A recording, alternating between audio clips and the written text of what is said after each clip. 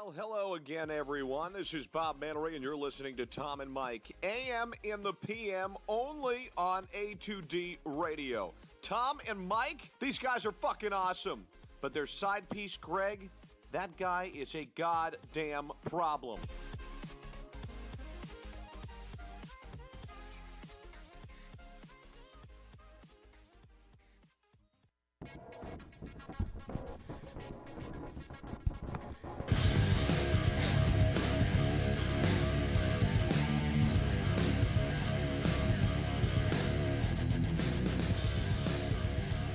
Welcome, Tom. Mike. AM. In the PM. A2DRadio.com, live from the BMW of Atlantic City Studios. BMW of Atlantic City, right on exit 17 of the Parkway. Find them online, BMW of AtlanticCity.com. Tom Arnone, Michael Mataraki, Ryan Brodo, Frank Vespi on the ones and twos, Greg Mwaknik in Orlando, probably doing a little Top Golf, enjoying himself, a little paradise, a little sunshine for Greg.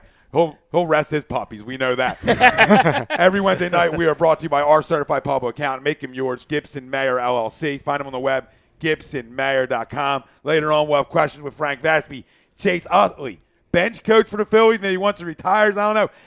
Kapler hinted to it today. Kapler hints to a lot of things. Talk about that. Sixers, Trailblazers, live reaction.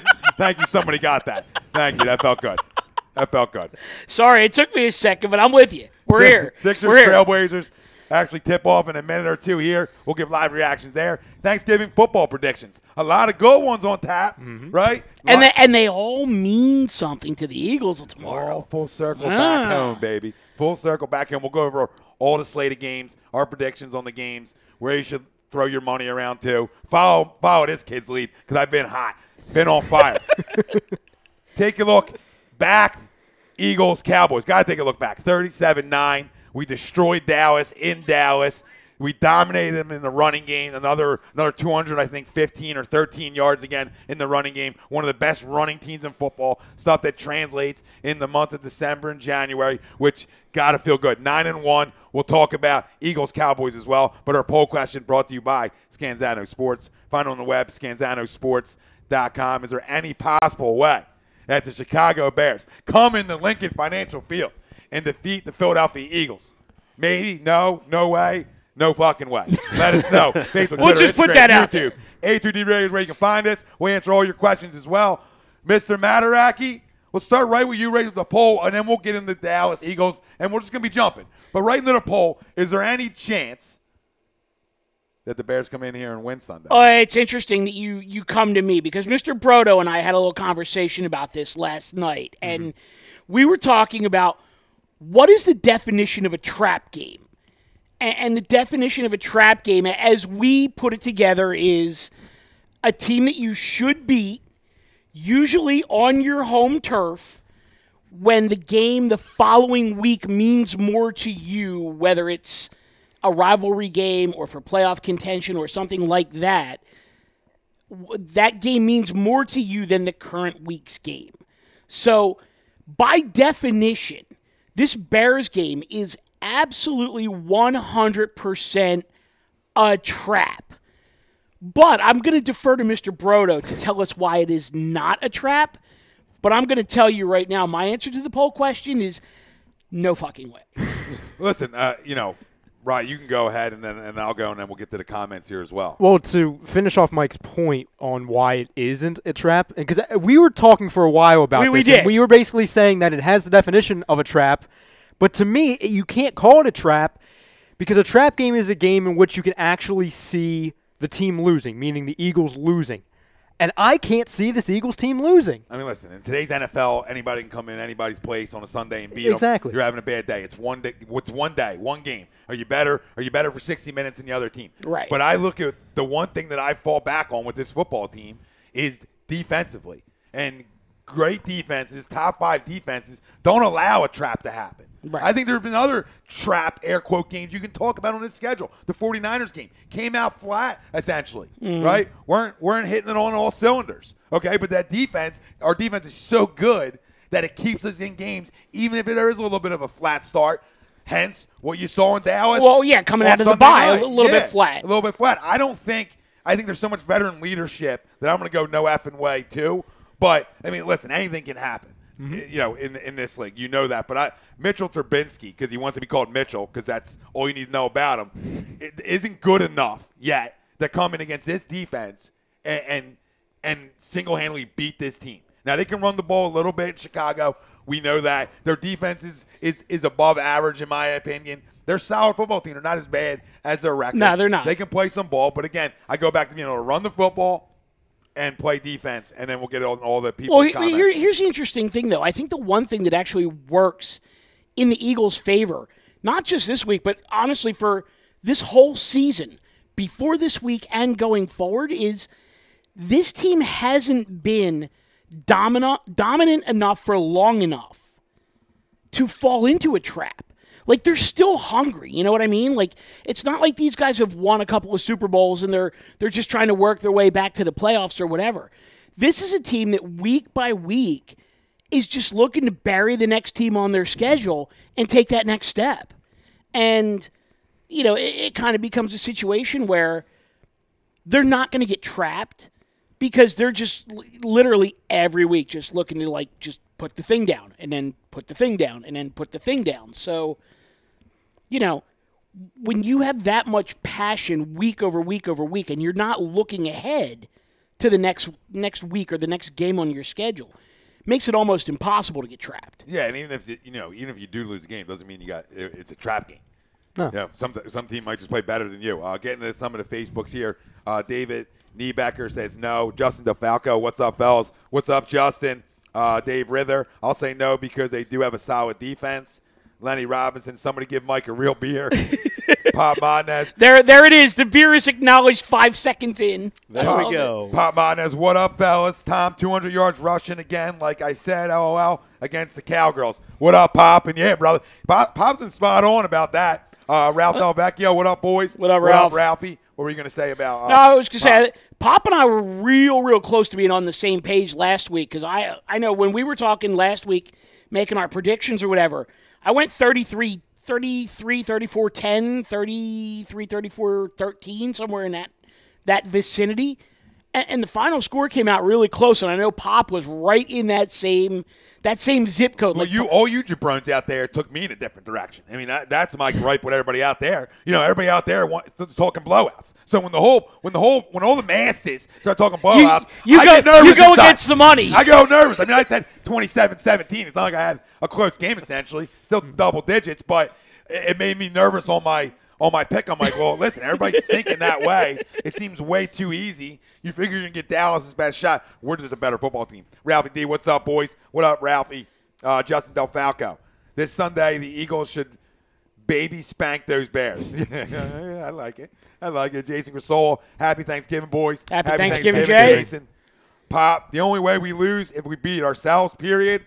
I agree with that one. I mean, this is a game where you turn the football over, special teams, you turn the ball over on a punt return, stuff like that can change. They're the things you want to avoid this Sunday because what you want to do is you want to knock Chicago out early. But we'll talk a little bit more about it after the comments.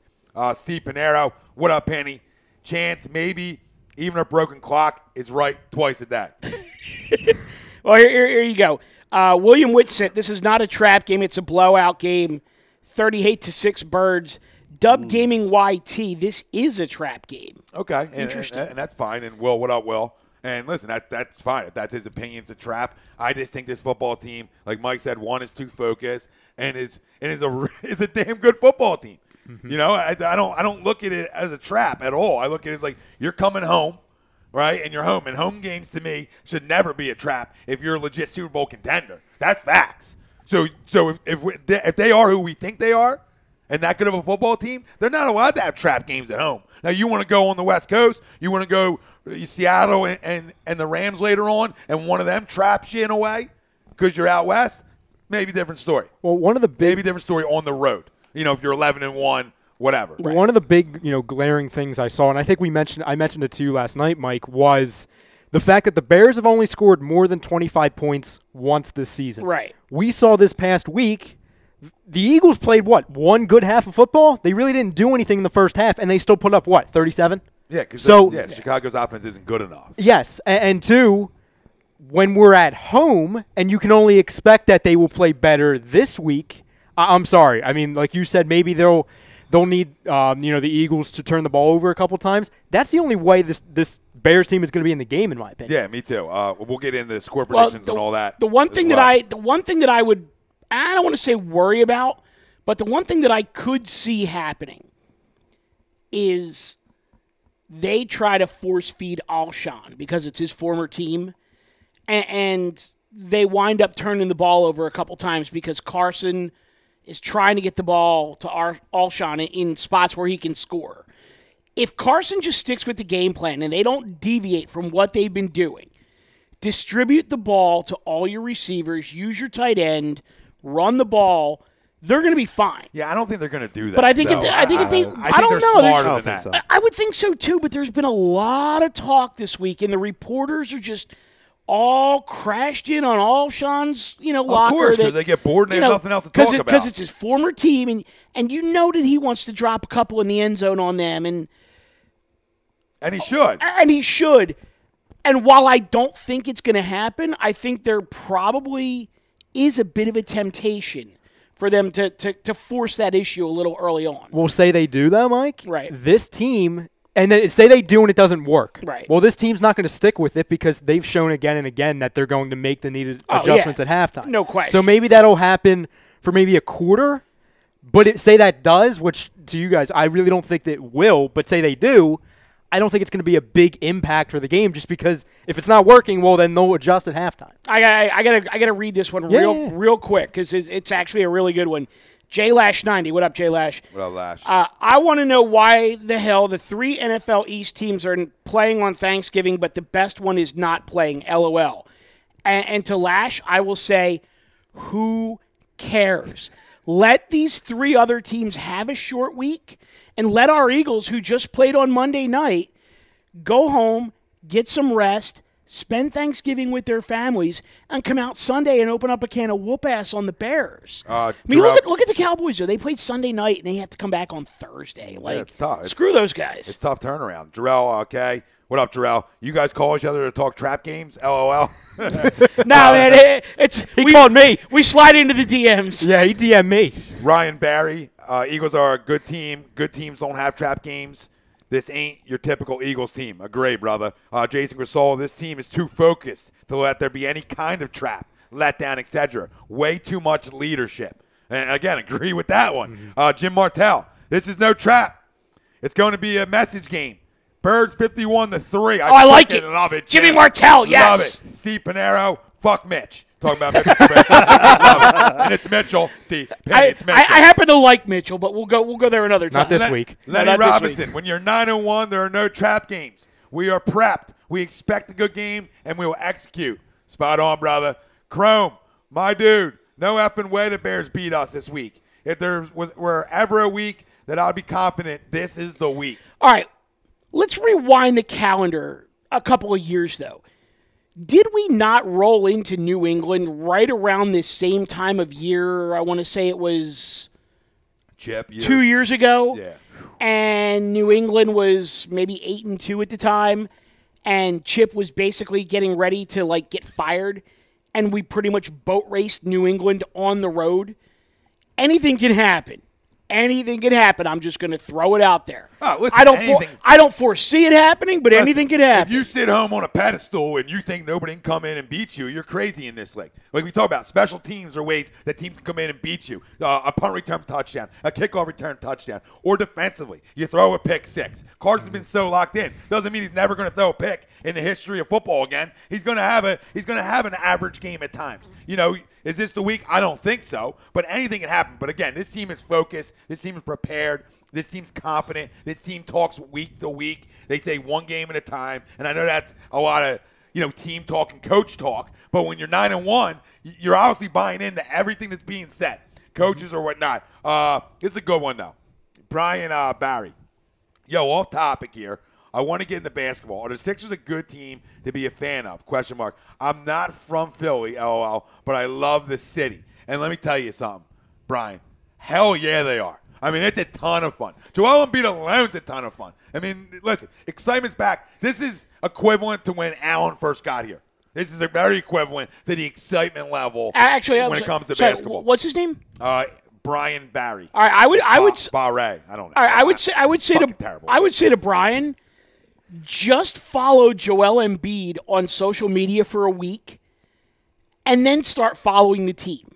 Because if you follow him on social media for a week, you'll fall in love with him as a person, and then you just can't help but love the player. You have no issue cuddling. You know what I mean? You'll fall in love that much, you have zero issue cuddling. Why? Because he's 7'2" and he's African, and nobody wants to mess with that. Lenny Robinson, we are way past the trap. Let's focus here. Agreed. Dave Rither, do you think they get out of L.A. and Seattle unscathed? No. I mean, I think they're going to split that. That's probably a 1-on-1. Jim Martell saying, Dave, they win both games. Love it, Jim. Jimmy's on Jim's fire. locked in. Troy Jalbert. Yo, guys. What up, Troy? What up, Troy? Pop saying 37-20 was his prediction, I believe, for the Cowboys game.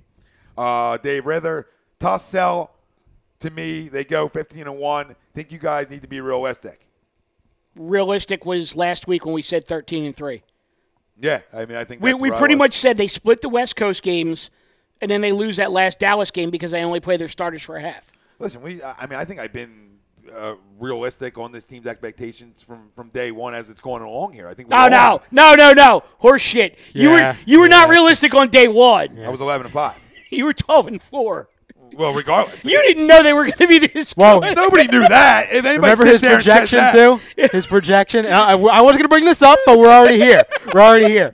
When you were talking playoff picture, you said, "Oh, what the hell?" I'll say they'll go to the NFC Championship game. Yeah. Well, now all of a sudden he looks like freaking. Well, exactly. That's why I'm bringing it up. Well, I think I went back to defensively. I went back to a front seven. I get you. Where did I hang my hat on? That's where my hat's been hung. All right, took it off. I hung it on the defense. I said, this is good. This defense is good enough to take you where you want to go. And then Carson's been lights out. The running game, being able to get a guy like Jay Ajayi, everything. Of course. We got tons coming in. Chrome, happy Thanksgiving, fellas. Happy Thanksgiving, brother. James Gibson, you're our certified public accountant. Make them yours. Gibson Mayer LLC. Find them on the web, GibsonMayer.com. The only trap happening is our offensive guards trapping those defensive players. Bring it. They've been moving well. I like really a lot of great play calling out of Doug. John Alagio, definitely not right. The reason why this isn't a trap game is because this team beats the teams they're supposed to. All right, so that's another one. Interesting though. Dub Gaming YT comes back. Bears were able to beat the Steelers and the Panthers, who are both good right now, and the Ravens kept it close with Green Bay and the Lions. Bears just continue to beat themselves. They have good running backs. They kept good coach. They're well coached. Yeah, they kept it close with the Vikings, only lost by 3 to them. The only blowout games by the Bears were once by the Packers and the Bucs, both when Mike Glennon was playing. The one point of who they've beaten, the Panthers and the Steelers, what do they both have in common, though? They're inconsistent. Yeah, they're grossly inconsistent. That does not apply to this Eagles team whatsoever. Right. No, you're right. They are inconsistent. a little 10, Hot start. 10-9-8. You know what, though? I will never, ever, ever, ever, ever, ever get excited over a hot start with this team again. No, never. You can't. Not after Saturday night. You're not running the butt salts. You know what I mean? I mean, that's who the Warriors are. You sat at home and just waited. When's the run coming? But still, yeah. That run hurt. That run that hurt, like physically hurt Saturday night. I put in the show criteria for agree, disagree, and I put in there at halftime, Sixers beat the defending NBA champion Golden State Warriors. Put it in there and then texted along and say, let's get that out. Anthony Devlin, Bears not good enough to play with us. We could have our worst game and still beat the shit out of them. And that's true. Timothy Floria, I like the Birds, like the 13.5. And I say, listen, ride the 13.5. Go ahead. Justin Del Falco, did you guys see Calvin Cowherd on Wentz and Dak, Maserati, and Corvette? Yeah, I did see that. Not that the Corvette's a bad vehicle. No, it's just not a Maserati. Just not a Maserati. I mean, that Corvette's a bad vehicle, but most Corvettes are okay. Yeah, but it's just not a Maserati. Chrome, screw that lash. I don't want a short week. Enjoy some turkey before they stuff those bears. That's what. Nice. There we go. Nice. Let's see what else we got here. Jason Gasolo, Chip in the Hood were boys. I don't know what they're all talking about. Belichick. Oh, talking about Belichick. Okay. Lenny Robinson, he had an average game last week, still blew out them boys. Jim See, Martell. so hold on. Go back to that for a second. Because I don't think they had an average game last week. I think they had an average first half. Yeah. I think they had a little bit of a bye week hangover. Offensively. Well, here was the thing, though. So that game starts. Dallas takes the opening kickoff, and they get a big return on the opening kickoff. A shutout on here? Go ahead. They get a big return on the opening kickoff, but then they go 3 and out. They kick a field goal. So we're literally a minute and a half into the game. We're down 3-0. And it's like the Eagles, like somebody kind of was like, whack, whack, whack, smacked them across the face, and the Eagles said, okay, well, we just need to come down and score now. They come right back down and score. Boom, 7-3.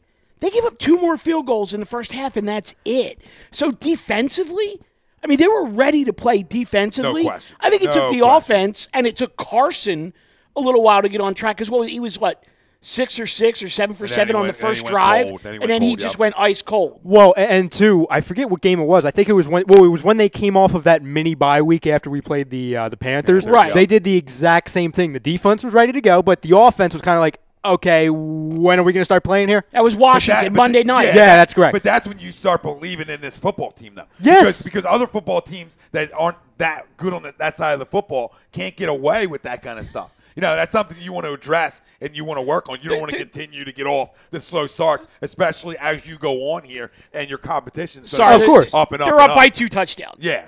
Let's see if they can hold this one. Rasta, what up, Rasta? No way we split on the West Coast. Seahawks beating up bad. Can't keep up with Wentz. And the offense Rams has been exposed. Goff sucks under pressure. Facts. You can't say that. You cannot say that. You got to understand that, number one, this team is not coming home between games. It's been established for a while. They're staying out on the West Coast. Think they're going to play better. They're staying out there. You would think, but sunshine. Woo. It's also one of those situations dunking puppies in the Pacific. Not in their own bed, not in their own facility, not hugging their own wife and kids every night. Yeah, some of them don't want to do that. I understand that, but a lot of these guys are creatures of habit, and good or bad. The Rams and the Seahawks are 2 real good teams. Are the Seahawks inconsistent? Yes, absolutely. But the Seahawks and the Rams are 2 real good teams. If they come out of there 2-0, I'm loving life. I just don't see it. In my opinion, the Rams are the second best team in the NFC. I agree. I agree. I mean, that's me. They went into a tough place to play a team that I'm buying more into because I buy into their defense, Minnesota. But I just need to see more Case Keenum before I can officially buy in. We got tons of them flying in. Yeah, they're flying. John Oler, what up, Johnny? I heard Wentz is at Giuseppe's tonight. He might be. Let's roll. And Lenny said Carson had an average game, not the team, and that's true. He did have an average game, but you know what though, Len? You know what he continues to do? 3rd down conversions. All right, and he's lights out in the red zone. He's lights out in the red zone, and that's the difference when you're talking about, 27 touchdowns now at this point of the season, and why he's leading the NFL in touches, because he's getting it done in the red zone. Well, and that's credit to Howie and his coaches at going out and getting guys to be able to help you get it done in the red zone, too. Well, when you talk about difference, too, and you and I had a conversation on here like 3 weeks ago about this, we compared Carson to Cam, and even in that first half when Carson was struggling, he still doesn't let it continue on. He doesn't get upset where it's going to ruin the game for him, to where we know, and every team knows, if Cam gets off to a slow start, he's done. Yeah. Because he doesn't forget. Carson, he's going to be frustrated, and he, that first half was not his best by any means. It didn't matter because once he came out of halftime, he was a completely different player. And listen, you can't expect him to be polished like game in, game out. Right. When you talk about the kids in his second year, we've been spoiled.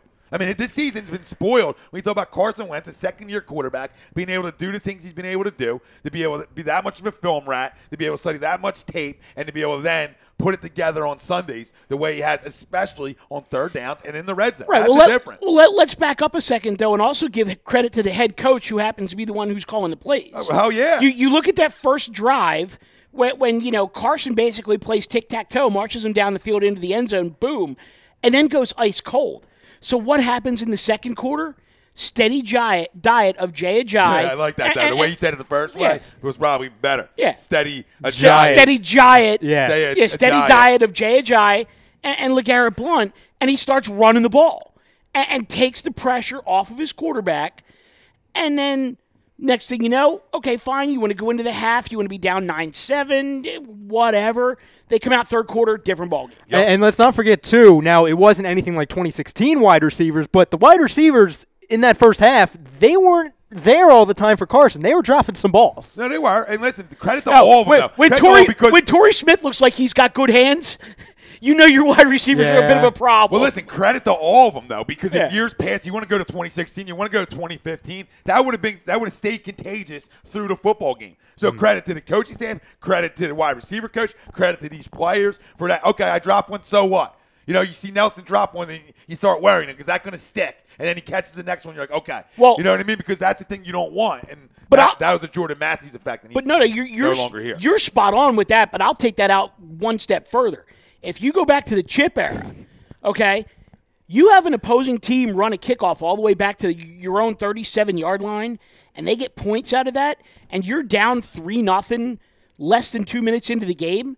In the Chip Kelly era, that is a huge uphill battle. The culture era? Yeah, the culture. Just confirm whatever that was. Because what's going to happen is he immediately is going to come out and go to that stupid hurry up because he wants to get those 3 points back plus, as opposed to methodically saying, okay, we spotted him 3. And we went down and shoved it up the ass. We need to get back into this game.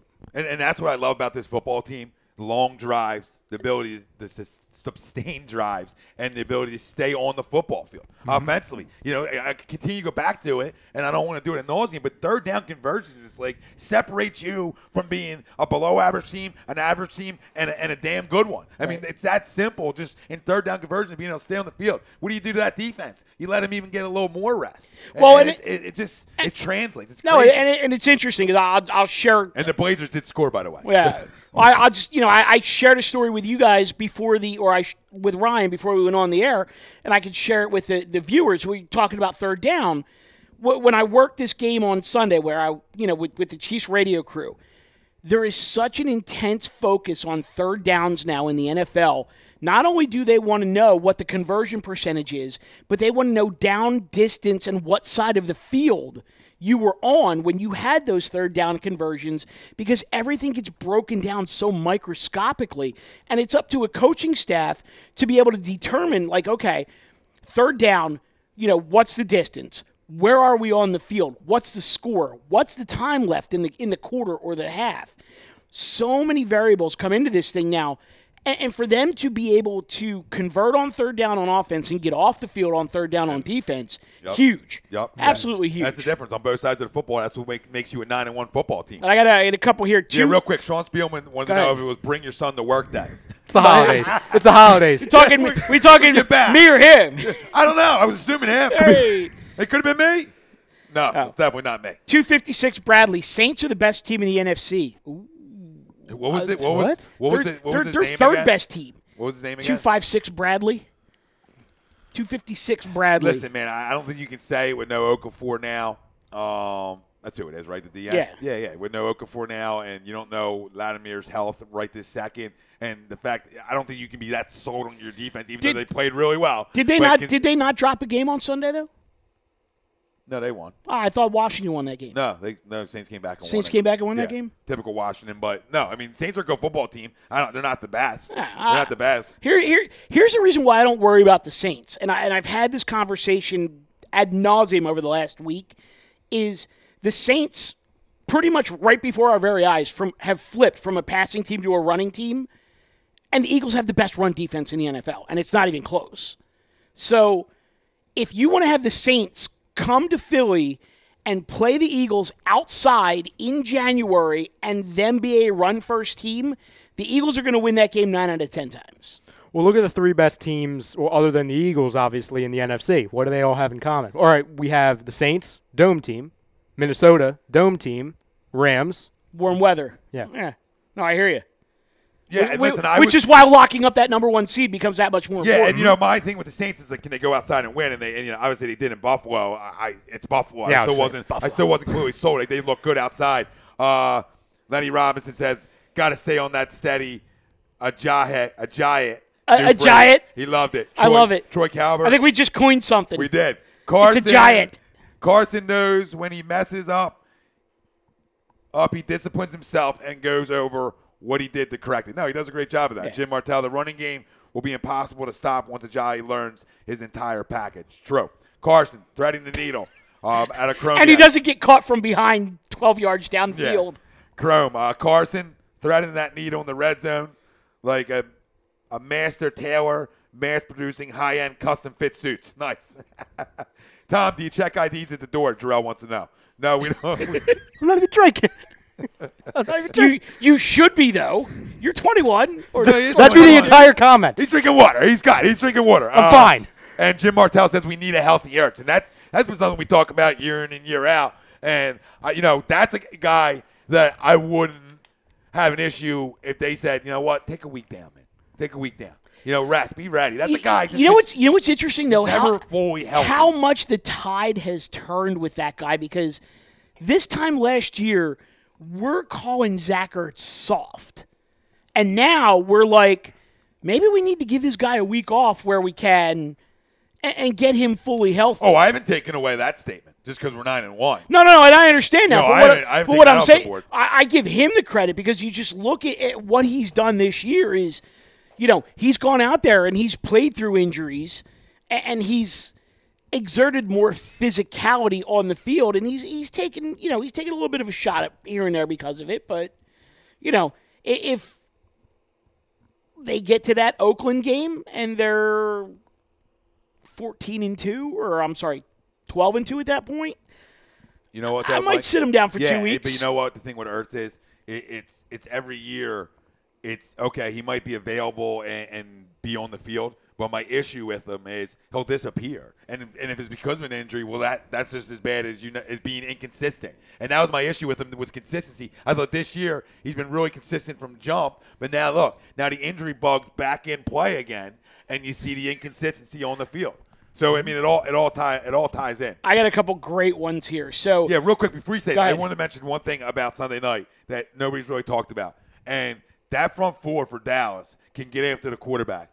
Credit to this O-line. They didn't give up a sack on Sunday night. That's big time. Well, that is big time. You just led me right into the first comment, though. JLash90. Anyone get a little turtle head poke out when Wentz went into the tent on the sideline? Oh, hell yeah. Absolutely. Hell yeah. If you didn't, there's something wrong with you. I was praying to the God of Nick Foles at that point. Oh my God! Because when it looked like concussion. It looked like concussion. Right, and it wasn't even the hit itself. It was his head bouncing off the knee. Well, I told you the other day. I said we already sacrificed Jake Elliott during that game. We don't want to sacrifice Elliott and Carson. Look, at this point, I might just go for 2 and go for them 4 as far as I'm concerned, they didn't have their Elliott, so we gave up ours too. Yeah, fair. It's fair. Trade off. Just to prove a point. But all right. So damn clutch. Calm down, Bradley. Saints, like everybody else, will get their turn on the playoffs to prove they're not ready to face my birds. No, I love the aggressiveness there. I mean, listen, you look at it. Okay, obviously, let me ask you guys this. Out of these, let's say, I'm going to give you some teams, and I want to know which one scares you the most, and all the way down. So I'll give you the New England Patriots. Okay, I'll give you the Pittsburgh Steelers. So what are we doing, like a 1 to 5? Yeah, I'm going to give you 5 teams, and we're just going to list which ones scare us the most and on down. All right. So we have the Patriots. We have the Steelers. Okay. I'm going off the cuff, too. We're going Rams, Saints, and you got to say Vikings. Right. Okay, at this point, as your 5. Out of 1 to 5, which one scares you the most? And that's 1, and then 5 being the one that scares you the least out of them teams. 1's got to be New England. I mean, anybody says otherwise is crazy. It's still New England. Yeah, I have my 5. So we can all go 1 there. Are we good 1 with New England? Me, yeah. I'm actually going no. Okay. But I'll tell you why. Go ahead. You go first. Just list out your 5. Patriots. Right. Saints. Steelers. Vikings, Rams. All right. I'm going Steelers, Rams, Vikings, Patriots, Saints. Justin DeFalco said Steelers to him. John Orr, Saints. Listen, it's still, to me, and obviously they're AFCs, but to me it is still the New England Patriots as long as the GOAT's playing, and they're playing up to the level they are. The second team to me, it's not the Steelers because it comes back to consistency. I'm not sold on their consistency as a whole right now. They're dangerous as hell. I know we can take anything away from that. They're dangerous. But what do I got left? I got the Saints, the Vikings, Steelers, and who else did I throw in there? Rams. And I like the Rams a lot. I will go Steelers too, just because of Big Ben. He's won it before. 3, I'm going to go Rams. 4, Vikings. And 5, Saints. Wow. I listen, the Vikings defense got to scare you. If that defense doesn't scare you more than the Saints, you're crazy. You're crazy. Right, but here's why I'm not going Patriots. I can't buy into the Saints completely. Here's where why I'm not going Patriots is that I'm hating. The Chiefs and the Panthers both put out a blueprint this year on how you can beat this current incarnation of the Patriots. And I think if Doug has learned anything from Andy at all, where that lesson is applied is against New England. That's why I'm not as concerned about the Patriots as I am the Steelers, because I just don't know if... They're the most prepared team in football, though, guys. Right, but I just don't... There's no team more prepared than New England Patriots. But that's fine, but you look at their skill position players, and, I mean, they have a lot of... Hold on. Other than Brady, I mean, they have Brady and they have Gronk. Keep going. I mean, Cooks is great, but he's not Antonio Brown. Oh, yeah. None of their running backs are Le'Veon Bell. Their quarterback's better than theirs. That's what I understand that. Ben's a shell. Right, but what I'm saying is that if they can get pressure on Brady, move him around, or have him start taking some hits. That's all of them. Yeah, right. yeah. I'm just saying scared. I'm not saying we can't beat them. I understand that. I just feel like at this point in time, if the Steelers are hitting the stride that I think that they're getting ready to hit. All right, let's do this. Let's get rid of them because Pop's saying you can't be scared of any AFC team right now because you got to go through the NFC. So we'll waive that. Okay, so we'll go NFC. We'll bring it back to NFC. Okay, we'll go Saints, Vikings, Rams, and we'll go Carolina, and I will throw Atlanta in there as well. Okay, I'll throw Atlanta. They're 6-4, playing better football as of late. So we'll put them in there. And now list these, boys, because everybody was listening to other ones. So instead of me reading off them, all right, list Rams, these 4 now. Rams, Vikings, Saints, Carolina, Atlanta. So 5 again. Saints, Vikings, Rams, Carolina, Atlanta. Yeah. Although to Carolina's credit, it does become real hard to beat the same team twice in a season. And they're getting Greg Olsen back. I'm not scared. But it's the same thing with me. I'm not scared of Cam Newton, and they have no running game. Here's the reason, because both of you guys... You might even make an argument for Atlanta. You might be able to. As the one you're most momentum, scared of. Yeah. My question to you guys is, because obviously I'm way higher on the Saints than both of you guys are, because you have them towards the bottom, correct? No, not in this 5. Not in this 5. They won't be towards the bottom, no. Well... is it? Yes, bottom-ish. Yeah, bottom. Sure, yeah. Lower than mine because I have them 1. Yeah, okay. Well, what's the main thing? What's the main thing that you don't like about them? The defense has played great, but at the end of the day, I don't know if I'm sold on that defense right now. You lose a DN for the year, you can't replace an All-Pro caliber-ish DN like that. They've been playing so well. I think that loss is really going to hurt them. But me personally, I haven't been able to buy in. Their defense has been great though. It has, but I feel like that old Saints D is going to creep its head back out. Now they're revamped, and they're better, and nobody can take anything away from that because what do your eyes tell you? They're playing good football. The main reason why I'm very high on the Saints, it's because they have shown ways. They're similar to the Eagles in my opinion, not to the degree of the Eagles, but they can win games numerous different ways. We saw it in that Washington game. They were running the ball down. And then once it wasn't getting done, Drew Brees was like, okay, you need me to throw the ball? Okay. Yeah. All right, that's fine. And Drew Brees has won a Super Bowl. Sean Payton has won a Super Bowl. So compared to the Vikings, which I love their defense, compared to the Rams, I think they're a pretty all-around built team. Who, you think the Saints are better built than the Rams? No, I'm not saying that. I'm not saying they're better built, but between the quarterback and the coach, the fact that they've gone there. Okay. No, and that's fair. And I can't depend on Jared Goff going deep because he's still a baby, and I know Carson's still a baby, but God, I mean, this is like. Why can't you though? I mean, why can't you? He can. Well, your eyes have told you that the Saints defense is legit too. Okay, for the most, I mean, not the Saints, the Rams. Yeah, in absolutely. my opinion. Listen, rank them like this. Okay, so I'll go the team in the NFC that I guess would scare me, even though nobody does. The most to me is the Rams because I think they match up. We match up. It's a good matchup. It really is. So I'll go Rams. I'm actually going to go Vikings too because that D travels, man. that these got to put a little fear into you. 3, I'm gonna go Falcons at 3. Okay. 4, I'm gonna go Saints, and 5, Panthers. Well, here you and go. Let the rip it happen. Michael Cambria says Pats are the toughest out, but the Vikings are going under the radar. Vikings are the deepest team in the NFC. Jimmy Chonga chimes in and says, Vikings are our only legit challengers, in my opinion. They shut down the Rams' #1 scoring offense. The Aints almost let the RIP Skins, a team with everyone injured, blow them out in their own house. And then John Williams chimes in, Super Bowl storyline this year, Patriots versus Eagles rematch, 2 MVP and top 2 quarterbacks in the league, the present versus the future. And then, of course, a couple people chime in and say the Eagles lose again. Yeah, and bro, I say you saw what Kirk Cousins, who in my opinion is a damn good quarterback, and it's like it doesn't get any credit for being one because he can flat out spin the football.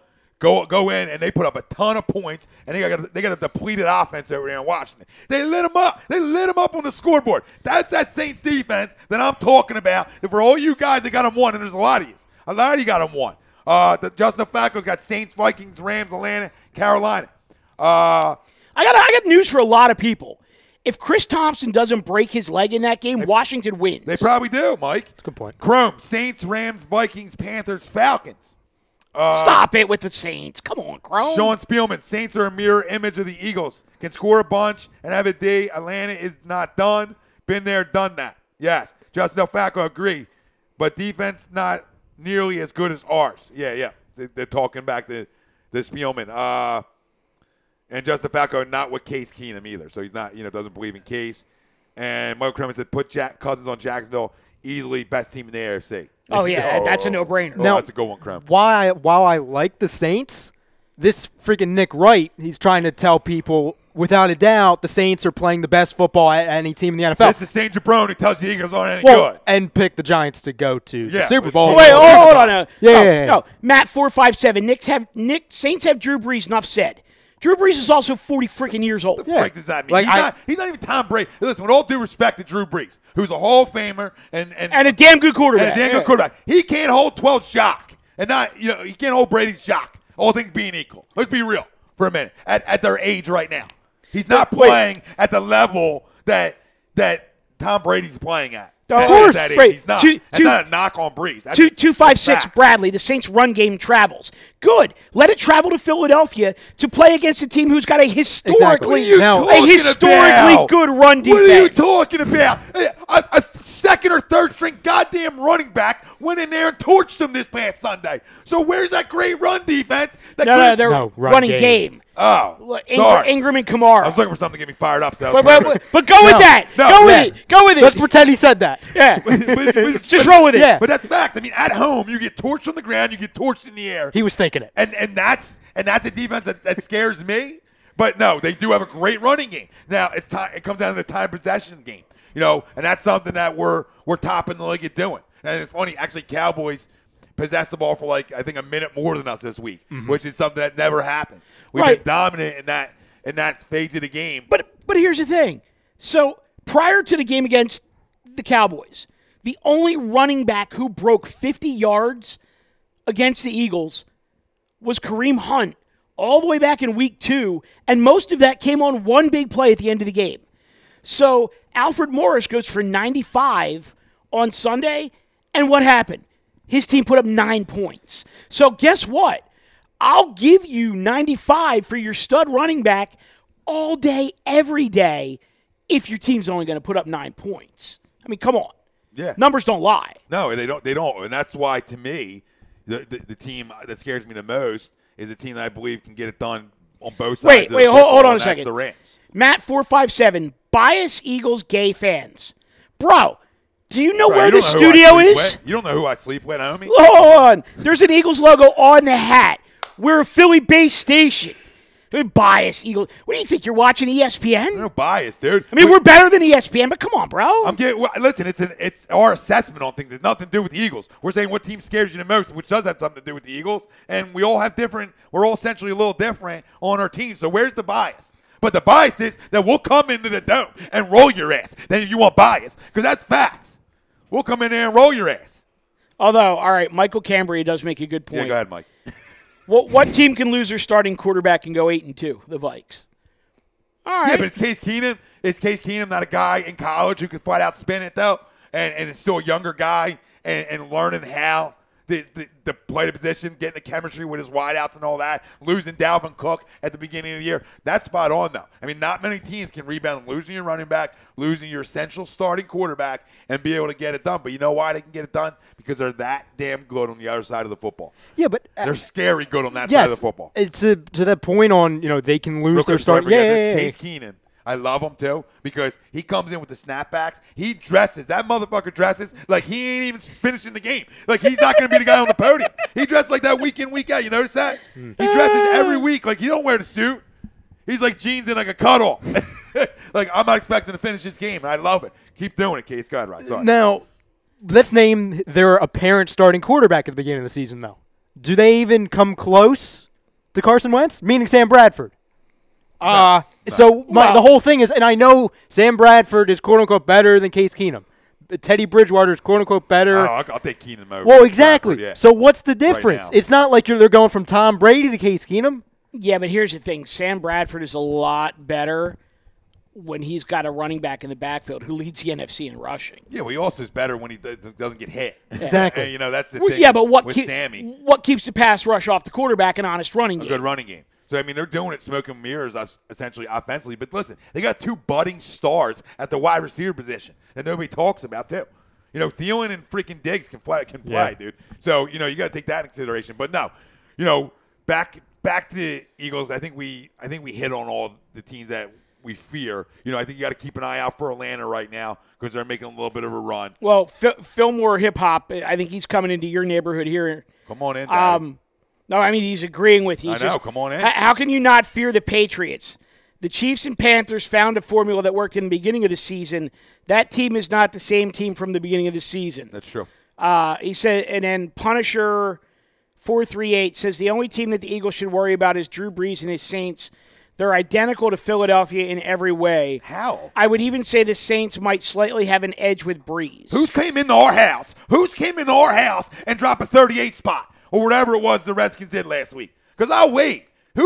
How are they similar teams when one team gets torched defensively at home? There's no similarity. Our defense is headed. Let me tell you, people, this. Our defense and the Saints defense aren't even on the same goddamn level. I'll keep telling you this until you guys listen to me. Trust me. This season, they still got to go to Carolina. They still got to play Carolina again. They still got to play Atlanta again. They're going to get rolled defensively. I'm telling you. I promise you guys this. That defense was getting it done smoking mirrors through their little stretch. It came back to reality last week. That's who that defense is. Well, don't mistake it. Alex Okafor gone, and so's their defense. And that's why I'm making even more of a case that ask Charles a couple weeks ago when he was listening to Agree Disagree. I wasn't believing in the Saints that day. Mm-hmm. And I said, let me see him going to Buffalo and beat them. I still don't believe. So I'm not going to all of a sudden switch to say, well, now I believe because last Sunday showed me why I wasn't believing, essentially, right? I mean, I was a desperate Redskins team, but still, dude, to come into your house and light you up, that's hard for me to trust. Well, let's play this game. Name me, if the playoffs started right now, what's your playoff picture in the NFC? If they started right now, it's a playoff picture? Yeah. Or basically, what do you see? Like right now, as of right now, what is the playoff picture going to end up? Well, obviously, the Eagles are the clear-cut number one overall seed. Mm-hmm. They're home through the playoffs, and they have a first-round bye. And that's how you see it. That's how you see it, right, So Mike? who wants to come in here on Saturday night, January 13th, the day after my birthday, in prime time at Lincoln Financial Field, and get their ass whooped, and then come back here the following Sunday at 3 o'clock in the afternoon and get their ass whooped again so that the Eagles can go to the Super Bowl? Because that's what it's going to – that if the playoffs started today, then that's basically what it is that you've got all these other teams basically scratching and clawing to get to the Eagles level. And if the Eagles are playing at home, where they have not lost this year, by the way, in January, which their team is built to win in January, with a quarterback who played outdoors in North Dakota at college. Facts. Hashtag facts. Well, everything is falling in the Eagles' favor, and I'm not saying that there's not other good teams in the NFC. I just don't see another team right now that comes into the link in mid-January and beats us. And let's clarify that the NFC is loaded right now. When you look at records and you look at teams, I mean, it's loaded. It's loaded. What are you saying to me? What are you saying? I don't know what the hell you're saying. He's saying 50 minutes. We're at 50 minutes so thank far. you. So Thank you. Just text me. oh, We have clocks. We have Well, clocks. thanks I for the reminder. No, he's doing a good job. I mean, that's what he's supposed to do.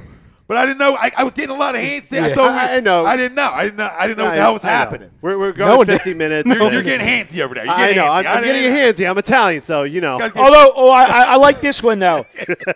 Fly high 808. Seahawks are no longer LOB. Patriots no longer unstoppable. Welcome to the new age. Yeah, well, it's I love shifted. that comment. I like that. I mean, if you look at it, Philly, Minnesota, New Orleans, Rams, Carolina, Atlanta, that's who your 6 are right now. Yeah. I think that pretty much stays the way it is for the most part. Me too. But you got to look on Thursday because Detroit and Minnesota is a big matchup. If Detroit wins that football game, you got to start talking and talking like are they Does Detroit get into the picture? Does Detroit get in over Carolina or maybe Atlanta? It's a big week for the Rams too. Right. It's a huge week for the Rams.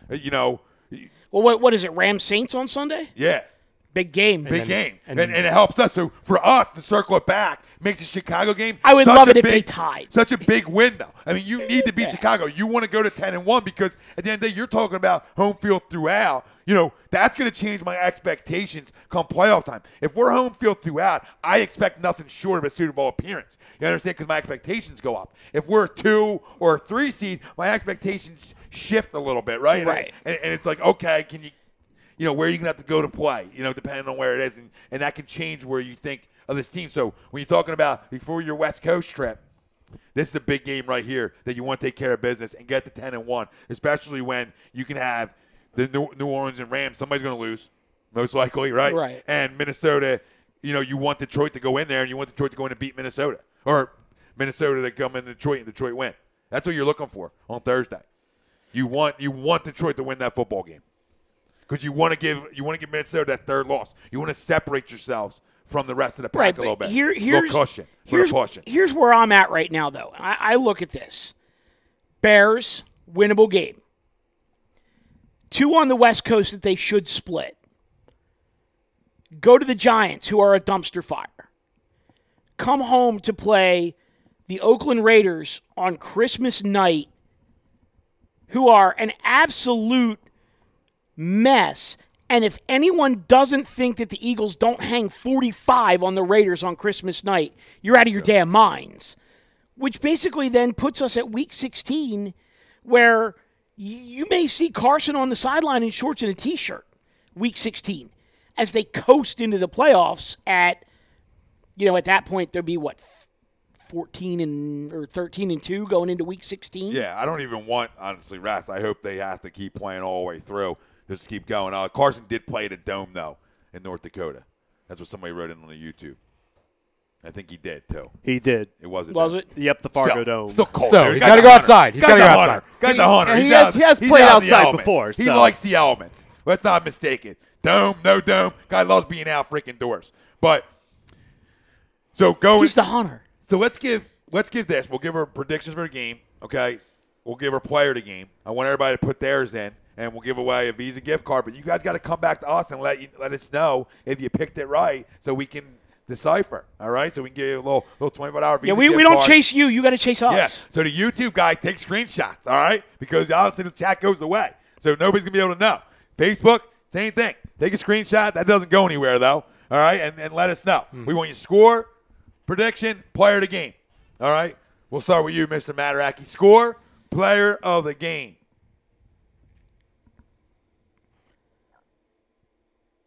42-13 Birds. Player of the game, Alshon Jeffrey. 42-13 Birds. Player of the game, Alshon. 3 Jeffrey. touchdown receptions. 3. Ooh. I told you they're going to try to force feed him. 37-16. I'm going to go with player of the game, Brandon Graham. Ooh, a little defensive side. I like it. He's going to make Mitchell's life miserable. 34-10. And player of the game, I'm gonna go offensively. I'm gonna go Carson. I think it's a bounce back in terms of completion percentage, accuracy. Not that lull period you saw in the Cowboys game. I think he gets back to work this week, and he's such a guy who looks for perfection. So I think it's a week he really bounces back and is slinging all over the yard. Defensively, though, we want to go that route. I'm gonna go Fletcher. I'm gonna go Fletcher. I haven't heard Fletcher a lot. Been getting double teamed a lot. The whole nine. I think Fletcher just is a game where he can pile a couple sacks. I'm looking at Ron Darbs. Yeah, Darbs. He came back strong on Sunday night, but he admitted he was gassed. He didn't think he was going to make it through the game. I could see the Bears trying to target him and him going, I don't think so. Drell, did you win last week? Because I don't know. Let me send a screenshot. Justin DeFalco, 53-13. Jahi player of the game. Oh, I like it. Chrome, 37-16 player of the game. Zach Ertz. A little bounce back. He hurts. Clay Ferguson. What up, Clay? Player of the game, Fletcher Cox with 2.5. I like it, Clay. 32-10. Look at me and you. Look at me and you. Frank, what do you got? Player of the game, All score. right. I mean, my little 2 cents, looking at this Bears offense. Give us one. It is going to be a little bit predictable. Give us 1 cent. 1 second, because I know you guys been talking No, all 1 the game. cent. We want Cent. 1 cent. God damn it, a cent. A cent. cent? A penny. Jeez, what is this, Zimbabwe? Damn, Wow, son. shots fired to Zimbabwe. All right, player of the game, score Player of the game, I'm going to go with Derek Barnett. He had himself a fun game against the Dallas Cowboys last night. This Bears offense is pretty much predictable at this point. So I'm going to go with give me 37. Jesus Christ, this is the longest drawn-out score prediction I know. ever. I'm trying to think it right, damn it. This is actually quick. Never let Frank drink on the job. No. It made him quicker. And we're still not there. I know. Still didn't make it. Give me 30. Give me 37-10, and Derek Barnett is my player of the Player of game. the That a game. guy. Nice. Sean, Edgar Venzer, are you guys starting to get concerned for Aguilar's contribution lately or lack thereof? I'm going to say no because I think it's all within the flow of the offense, and if they need him, he's there. He can't get in the end zone every game. Yeah. Yeah, I think you hit highs and lows in the leg, and I think he'll bounce back. And this could be a week where he has a really good week again. Mm-hmm. Even though every week I feel like Nelson should have a good week if he's targeted enough in the offense because he's always going to go up against a slot guy that he should win time in, time out. He got targeted in the end zone Sunday night, and the ball just kind of came up a little short. Yeah. Couldn't get his hands under it. So yeah, tough throw. Yeah. If he would have put that on the money. But 4 for 5 in terms of red zone made and attempted, which is something you look at Sunday night. Well, that translates. 4 for 5 red zone made and attempted, and 3 of 4 on 2-point conversions. I love that. Red zone offense I was love in that. full effect we Sunday lose a night. kicker and we go for 2 and we make them all. You guys got anything before we hit a break here? Nope. All right, we hit a break on the other side. We'll continue our Eagles talk. We'll talk about the 3 Thanksgiving Day games tomorrow. All right, we'll break them down, give you predictions, scores, players of the game for that. Sixers Trailblazers, we'll continue to talk that. Live reaction. Will Chase Utley be a bench coach here in Philly, Cap? Where's hitting things? And we'll have some questions with Frank as well. It's Tom, Mike, AM, in the PM. A2DRadio.com. This segment was brought to you by Gibson Mayer, LLC, our certified public accountant. Make them yours. Find them on the web, GibsonMayer.com. We'll be right back.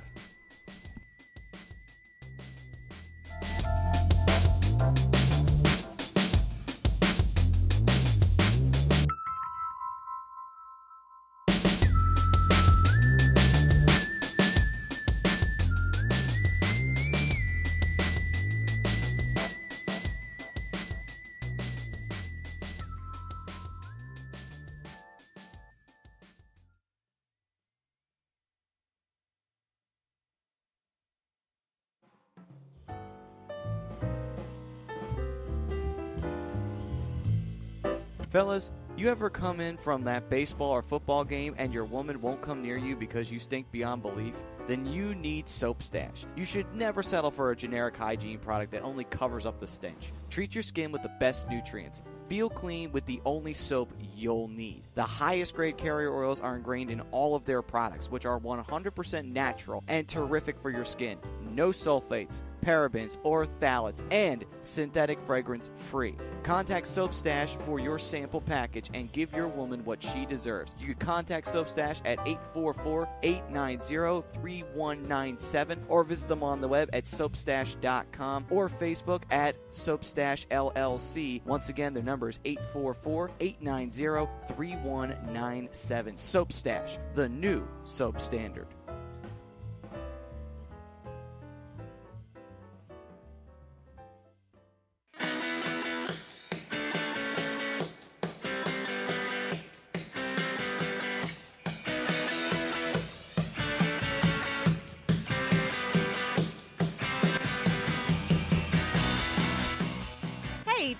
get your skills in shape, then contact the Scanzano Sports Center, located at 5 Carnegie Plaza in Cherry Hill, New Jersey. You can give them a call at 856-889-3434 or visit them on the web at www.scanzanosports.com. John Scanzano offers individual, semi-private, and team training lessons in hitting, pitching, catching, outfield, along with turf rentals. The Scanzano Sports Center is equipped with a 31,000 square foot indoor facility, 4 batting cages, and a 4,000 square foot strengthening and conditioning room. So what are you waiting for? Contact the Scanzano Sports Center today.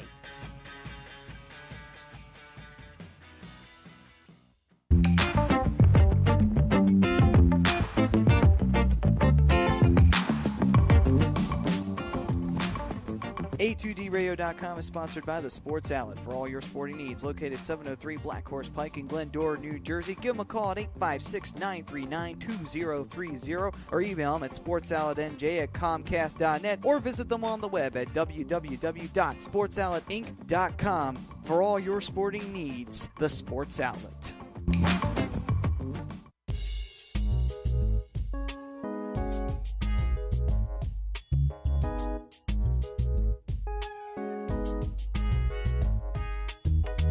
Tom and Mike, AM in the PM, is brought to you by Gibson Mayer, LLC, Certified Public Accountants. Gibson Mayer, located in Yardley, PA, is a leading accounting and business consulting firm with a proven track record of handling critical issues with expertise across many different industries, including construction, distribution, hospitality, manufacturing, real estate, service trades, merchandising, professional services, and professional athletes. Give them a call at 215-369-3300. That's 215-369-3300. Your initial consultation is always free, and if you tell them that Mike from Tom and Mike AM in the PM sent you, you'll receive 15% off all income tax services completed by February 15th. That's Gibson Mayer, LLC, Certified Public Accountants, 215-369-3300, or visit them on the web at www.gibsonmayer.com. That's www.gibsonmayer.com.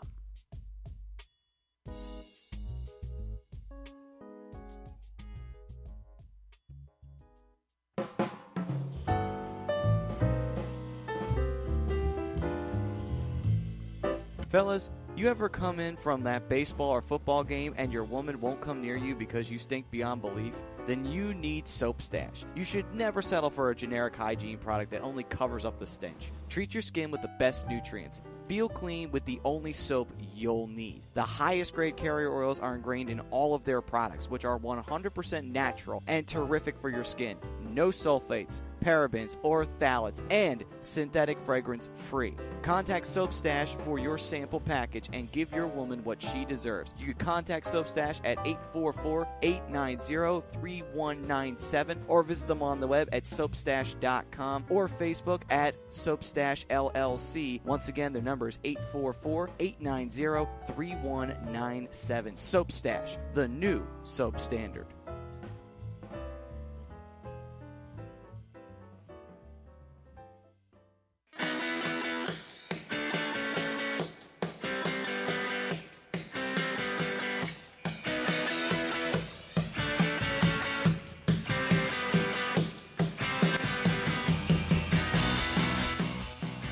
Do you need to get your skills in shape? Then contact the Scanzano Sports Center, located at 5 Carnegie Plaza in Cherry Hill, New Jersey. You can give them a call at 856-889-3434 or visit them on the web at www.scanzanosports.com. John Scanzano offers individual, semi-private, and team training lessons in hitting, pitching, catching, outfield, along with turf rentals. The Scanzano Sports Center is equipped with a 31,000 square foot indoor facility, 4 batting cages, and a 4,000 square foot strengthening and conditioning room. So what are you waiting for? Contact the Scanzano Sports Center today.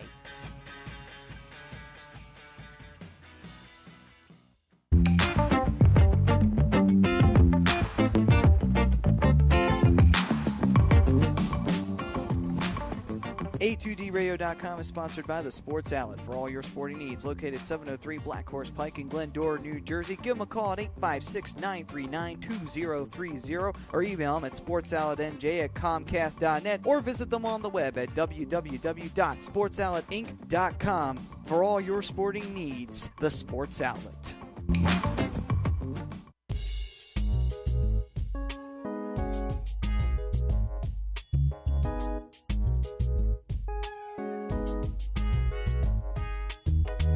Tom and Mike, AM in the PM, is brought to you by Gibson Mayer, LLC, certified public accountants. Gibson Mayer, located in Yardley, PA, is a leading accounting and business consulting firm with a proven track record of handling critical issues with expertise across many different industries, including construction, distribution, hospitality, manufacturing, real estate, service trades, merchandising, professional services, and professional athletes. Give them a call at 215-369-3300. That's 215-369-3300. Your initial consultation is always free, and if you tell them that Mike from Tom and Mike AM in the PM sent you, you'll receive 15% off all income tax services completed by February 15th.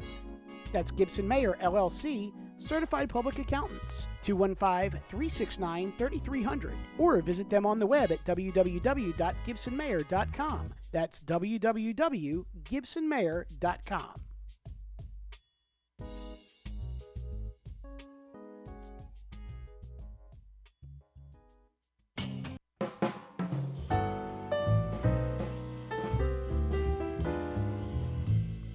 Fellas, you ever come in from that baseball or football game and your woman won't come near you because you stink beyond belief?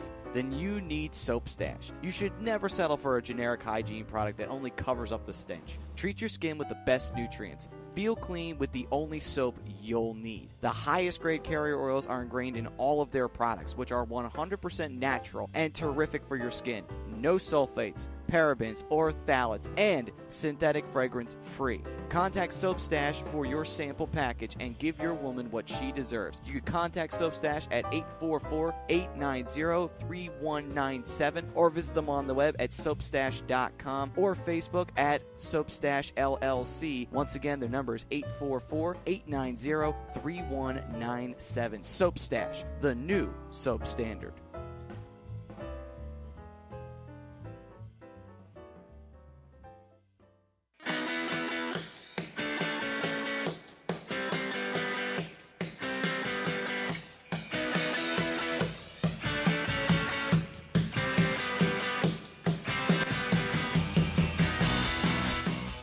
Hey, do you need to get your skills in shape? Then contact the Scanzano Sports Center, located at 5 Carnegie Plaza in Cherry Hill, New Jersey. You can give them a call at 856-889-3434 or visit them on the web at www.scanzanosports.com. John Scanzano offers individual, semi-private, and team training lessons in hitting, pitching, catching, outfield, along with turf rentals. The Scanzano Sports Center is equipped with a 31,000 square foot indoor facility, 4 batting cages, and a 4,000 square foot strengthening and conditioning room. So what are you waiting for? Contact the Scanzano Sports Center today.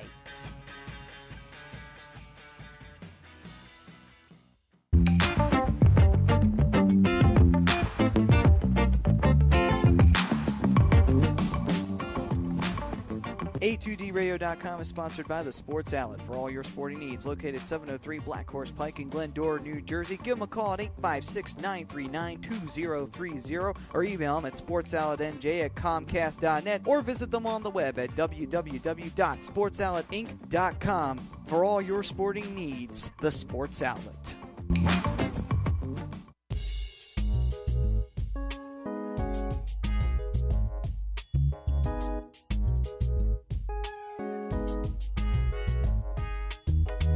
Tom and Mike, AM in the PM, is brought to you by Gibson Mayer, LLC, certified public accountants. Gibson Mayer, located in Yardley, PA, is a leading accounting and business consulting firm with a proven track record of handling critical issues with expertise across many different industries, including construction, distribution, hospitality, manufacturing, real estate, service trades, merchandising, professional services, and professional athletes. Give them a call at 215-369-3300. That's 215-369-3300. Your initial consultation is always free, and if you tell them that Mike from Tom and Mike AM in the PM sent you, you'll receive 15% off all income tax services completed by February 15th.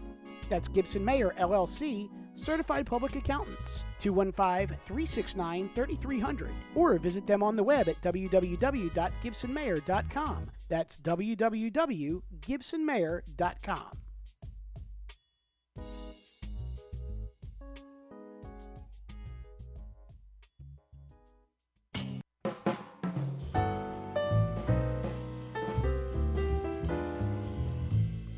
Fellas, You ever come in from that baseball or football game and your woman won't come near you because you stink beyond belief?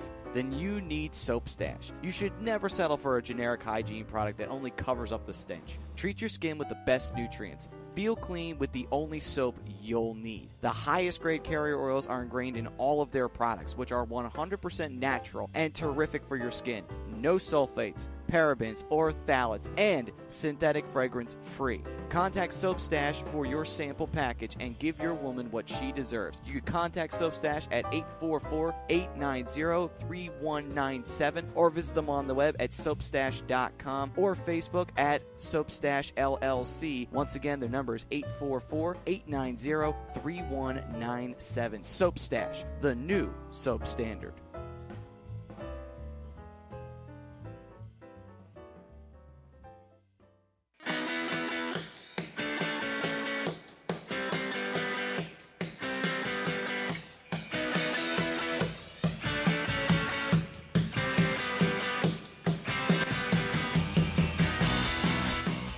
Hey, do you need to get your skills in shape? Then contact the Scanzano Sports Center, located at 5 Carnegie Plaza in Cherry Hill, New Jersey. You can give them a call at 856-889-3434 or visit them on the web at www.scanzanosports.com. John Scanzano offers individual, semi-private, and team training lessons in hitting, pitching, catching, outfield, along with turf rentals. The Scanzano Sports Center is equipped with a 31,000 square foot indoor facility, 4 batting cages, and a 4,000 square foot strengthening and conditioning room. So what are you waiting for? Contact the Scanzano Sports Center today.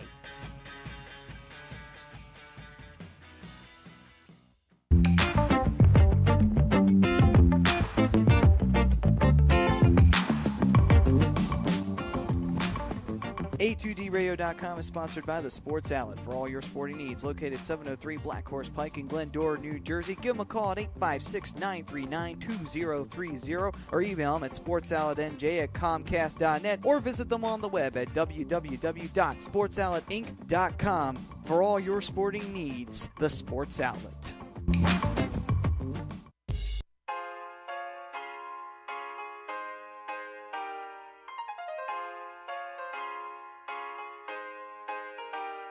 Well, hello again, everyone. This is Bob Mannery, and you're listening to Tom and Mike, AM in the PM, only on A2D Radio. Tom and Mike, these guys are fucking awesome.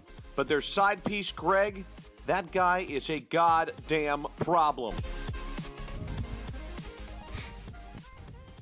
Welcome back, Tom. Mike. AM. PM. A2DRadio.com, live from the BMW of Atlantic City Studios. BMW of Atlantic City, off exit 17 in the Parkway. Find them online, BMW of AtlanticCity.com. Tom Renaud, Michael Mataraki, Ryan Brodo, Frank Vespio on the ones and twos. Every Wednesday night, we're brought to you by our certified public accountant. Make them yours. Find them on the web, GibsonMayor.com. We're going to talk a little bit. We're going to have a little questions with Frank at the end. Chase Utley, bench coach, Sixers, Trailblazers, live reaction. We'll go over our Thursday little Thanksgiving Day football preview, give you some scores. You know, who to take, you know, betting against the spread, whatever you're doing. And we'll continue our Eagles talk as well. Anything you want to know, chime in. We have our poll question brought to you by Scanzano Sports. Is there any possible way that the Chicago Bears come into the link and defeat the Eagles on Sunday? Maybe, no way, no fucking way. Let us know. Facebook, Twitter, Instagram, YouTube. A2D Radio is where you can find us. We all said no effing way. A lot of people out there agree. The mass agree. No effing way as well. So that's how it's looking for Sunday. We gave her scores before the break. We'll give them again before the end of the show as well. But let's dive into Thursday's slate. Hold on, before you go there. And for everybody who's getting ready to go out and party, because we know this is the biggest party night of the year, hang with us. We promise you'll be out the door by 9 o'clock. Stay with us. We don't lie to the people. We don't lie to the people. 50-37, 10-9-8. Ben Simmons on pace for a little triple dub. So we'll talk about that as we move forward here. But I want to give a couple shout-outs. Do it. A guy, Joshua Langlos, I hope I get his last name right, runs a group, Eagles Nest 365. Great group. Enjoyed in there. 40 former Eagles are in there. Some radio personalities if you're into them guys. And I get through nothing without a shot. Slide that in there. Slide that in there. Slide in. But no, go follow the group. We'll have them on one Wednesday or Sunday, and you can come on and talk some birds with us as well. And anybody else out there, the masses, ever want to come in and chat some birds? Open door policy here for the fan, by the fan. Justin DeFalco on Facebook. No fucking way. So another confirmation of the no fucking way. So let's jump in. And unless there's anything on YouTube that you want to get to, I want to get to the guy who was upset. What was he upset about? And we didn't want to listen to commercials anymore? Oh, he just said, "Oh my God, the friggin' ads," and I said, "Bro, I had to pee. We just went an hour commercial free." Yeah, come on, brother. You gotta work with us a little bit. And then Clay Ferguson jumps in and says, "Sports are more important than bar hopping." I completely agree. Agree. Right? Absolutely. 100%. Now I look at guys. We went an hour for you. All right, we may take a little intermission, halftime. maybe 8 minutes. You stick with us. We'll come back. We'll go another hour straight for you. And it's how we roll over here. You know what I mean? Or we go every 20 minutes and you got to deal with a goddamn break. Time's yours. I mean, make it whatever you want. But I feel All right, Andy. I feel like this time's better. Time's yours. Hour break. No, honestly, hour. I would rather do that. Honestly, like terrestrial radio, they take a commercial break every 20 minutes. That's why they're failing. I would rather go an hour, take an 8 to 10 minute break, and then come back and go another hour. This is why they're It's just how we roll. This is why they're failing. Fundamentals. Okay. So The big pundit speaks. Justin DeFalco got work tomorrow, Mike. Wednesday night show is before my bed is my before bed show. Love that. Love it, Joss. So we did you a solid by going on at 7 tonight, right? Colin says night night, Uncle Mike. Brian Leone. Night night, Colin. That night, Happy Colin. Thanksgiving, Brian. What do you got? Anything over on the tube? Pressing? And this is where the worlds collide because the fix is usually on in this time slot from 6 to 8. Yeah. We take a little hour break from 8 to 9, and then the big boys come on at 9 o'clock, and we finish it out. The professionals. Worlds collide. This one's a great one. It goes back to that Dallas game. Joshua says, by the way, was at the game this weekend, had Dallas fans filling out the stadium. Filing out. Right? Yeah. At the beginning of the fourth. Well, I mean, rightfully so. Yeah. I mean, the Eagles fans would have did We the put same up a damn video thing. like that on Yeah, but Eagles fans, yeah. we would do the same thing. I mean, if it's out of control in the fourth, you're not 90% of the people don't stick around. They're still fraudulent There you go. fans. Yeah. Still frauds. Jay Lash, by the way, guys, we could always use Jay Ajay to kick for us, too, if needed. Dude came from the UK, big soccer player. Yeah, or Joel. What? Joel. And Trust I'll it. get any of them. Trust it. It reminded me and how do you even pronounce his name? It's Cruz Hill, correct? Camus Cruz Hill. Camus Gruget Hill. The new flying Hawaiian. I met him last year, actually. Did you? He was He's a good dude, isn't he? he was dating a friend of my sister-in-law's My baby cousin's daughter. sister-in-law's mother, Daughter, father. but I met him at like a gathering. Don't forget the roommate as well. Good guy. Good guy. It reminded me Great of leg. when he was coming in and we saw like the leg. It reminded me of the leg from the Replacements. There you Just go. a lot actually looked like an athlete. Yeah, he did. Yeah. The leg looked great. It really did. Let's get into the games real quick, boys. Okay, we have Minnesota at Detroit. That'll be your first one, 12:30 on Fox. Who do you guys got? And I'll bring up the line as well. We can go. So what do go we against we the got? spread. We have Minnesota at Detroit, 12:30 on Fox, and then we have Chargers Cowboys. Cowboys in 4:30. Dallas, 4:30. CBS. And those are the two traditional because every Thanksgiving Detroit's at home, Dallas is at home, and then our night game is Giants Redskins. and that's in Washington, In Washington, correct? yep. So I mean, Vikings line. Vikings are It's a traveling. tasty lineup It is a good line. if you're an Eagles fan. It is a good line. Very relaxing. As too. I wring my hands with delight. Now the Vikings are going into Detroit, giving Detroit 2.5. So against the spread, who do you guys like? Which is pretty much almost a pick 'em at 2.5. But See, here's the thing. Like, I understand and acknowledge the Vikings are real tough. I like Detroit too.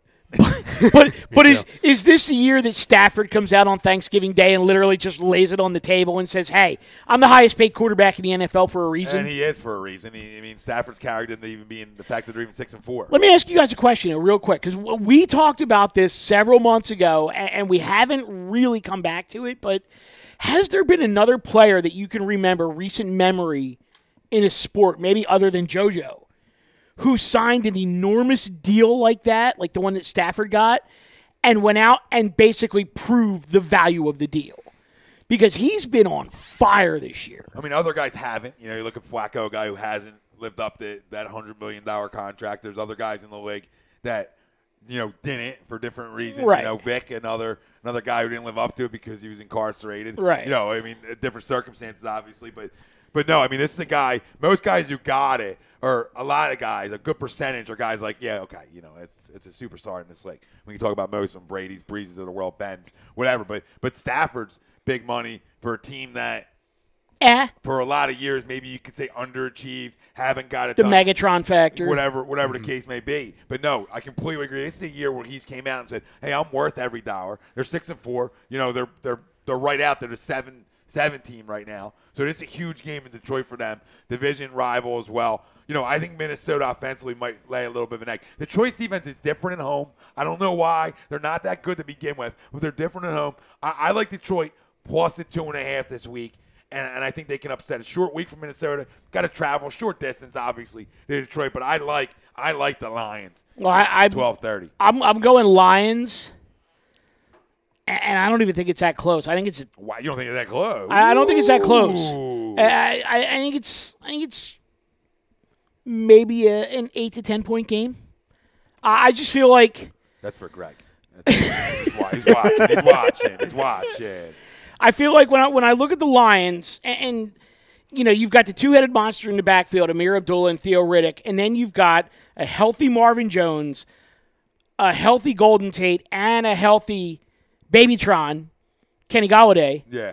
Like I was hoping you weren't gonna say Eric Ebron. Because No, I mean, no, I'm not even gonna take Ebron into account on this. I mean, don't get me wrong, Minnesota's defense is good. It's real good.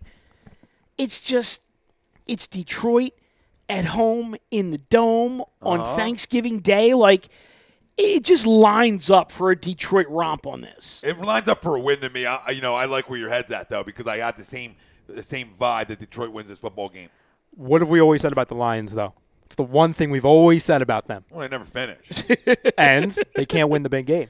Yeah, and I don't know how big this is though. I mean, in terms of big, like it's big for their playoffs, but you know, maybe like what Mike's saying is that maybe this is the year where Stafford gets it done in a game like this.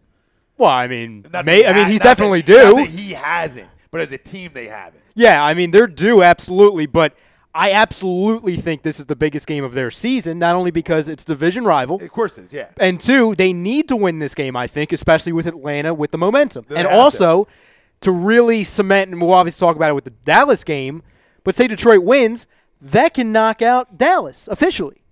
But if Dallas wins, Lions lose, well, it's a flip-flop. If they really want to cement an actual legitimate chance of squeaking into the playoffs, they absolutely need to win this game. Yeah, I mean, they can still lose it and get in. They can, but it's going to be a lot harder. But no, it's the bigger game for them, in my opinion. And I think you're going to get their best shots at home. Short week for both teams. I like Detroit in this football game. You look at the way this going back to your point, Ryan. Though, look at the way it plays out. Though, Detroit wins, San Diego wins, the Giants win, the Eagles before they even play on Sunday, I believe are guaranteed no less than a tie for the NFC East title, and they go 2.5 games up. Yeah, 2.5 games up in the NFC for number 1 overall seed before they even play on Sunday. Wow. So there's a lot of implications on Thursday. Oh, absolutely, absolutely. I mean, like you said earlier, I think you said it before the show, you know, even if the Eagles aren't playing, Eagles fans should be paying attention to these games. Absolutely. Yeah, so Clay Ferguson, he's talking to me. Ballsy call Mike, Minnesota 28-6. That defense is top 5 easy. Oh, no, they are. They are. We're just, we're looking at it like a little ebb and flow, and it's a huge game, obviously, for both teams, but in our opinion, it's bigger for Detroit. But see, Detroit's better at home. I agree with that. And I mean, my whole thing is, I always feel like no matter how good or bad both Detroit and Dallas are, the Thanksgiving Day game is just a completely different animal for those two teams because they play it every year. So segueing right into that then, right? Segueing right into the 4:30 matchup, Chargers at Cowboys. Chargers actually giving Dallas 2. I like the Chargers in this D- one. Yeah. Does Joey Bosa become intimate with Dak? Well, listen, they both do because there's no better tandem on the outside than Ingram and Bosa in this league. They can flat out get after the quarterback. I think this is a game where obviously Dallas offensive line is an issue right this second. I think this is a week where they go get them. The Chargers are winning this football game. Dak Prescott and the Cowboys have gotten in the end zone once in the last 2 games. See, I think here the difference is the Chargers can't stop the run the way the Falcons and the Eagles could. So I feel like if Dallas is going to win this game, you're going to see a big game out of Alfred Morris. I just don't see it happening. Yeah, but I look at the other side of the football. I mean, we talk about the Chargers, the other side of football. They're clicking on all cylinders right now. They can flat out run the ball. You better watch out. I mean, the AFC in terms of playoffs, them 5 and 6 seeds better watch out because, in my opinion, this is a team that can be a playoff team. And what did we mainly see in that Falcons-Cowboys game too, Mike? To the point on the running game. The running game was working. They went away from it. Oh, and that's they went something- away from and it. that's I something they've don't been doing. trust this coaching staff on Dallas to, A, continue what's working and recognize what's working, and 2, when it's not working, make the needed adjustments. They can't do it.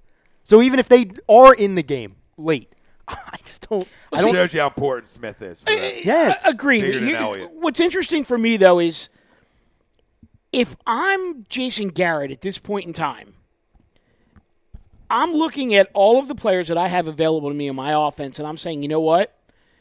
The way that I'm going to get through this Ezekiel Elliott suspension is I need to get the ball in my best players' hands as much as I possibly can.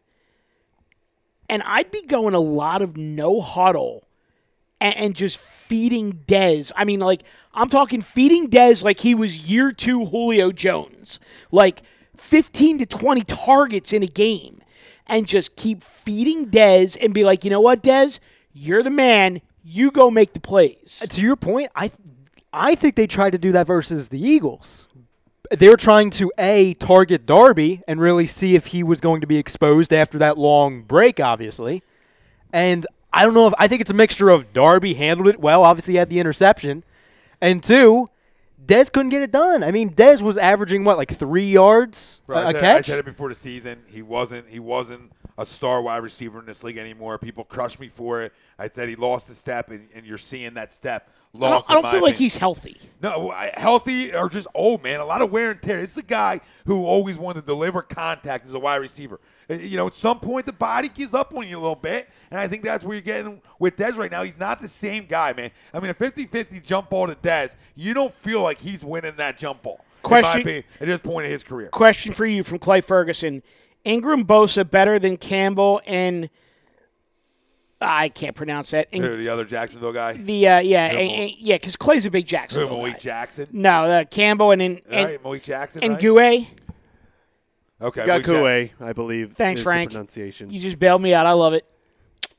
That's That's that the Western question. Kentucky degree. That's that Western Kentucky University yeah, degree I for you. I know who he is. That's tough. Yeah, right now. Because they are. Jacksonville's good. Yeah, but right now they are. I mean, because of numbers, they are. Right. You know, there's no tandem that's had more sacks at this point in the NFL season, and I think in NFL history.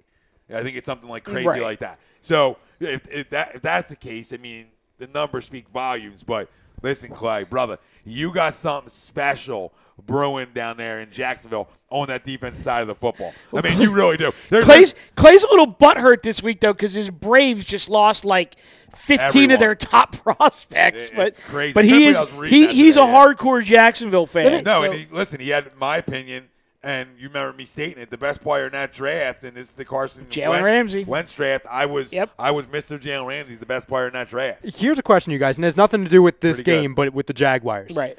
Say, for example, let's just play fantasy land here, where this year's Jacksonville Jaguars, say they had Kirk Cousins. They're in the AFC Championship. I was going to say, they would rank up higher, obviously. Do you see them as a danger to possibly beat the Patriots? Because as soon as they get a quarterback with this Blake roster. Bortles. No. No. I'm saying at the time where they have a quarterback. With a Cousins who can Yes, spin it, yeah. yes. And they have talent offensively. I'll get into this real quick. Yeah.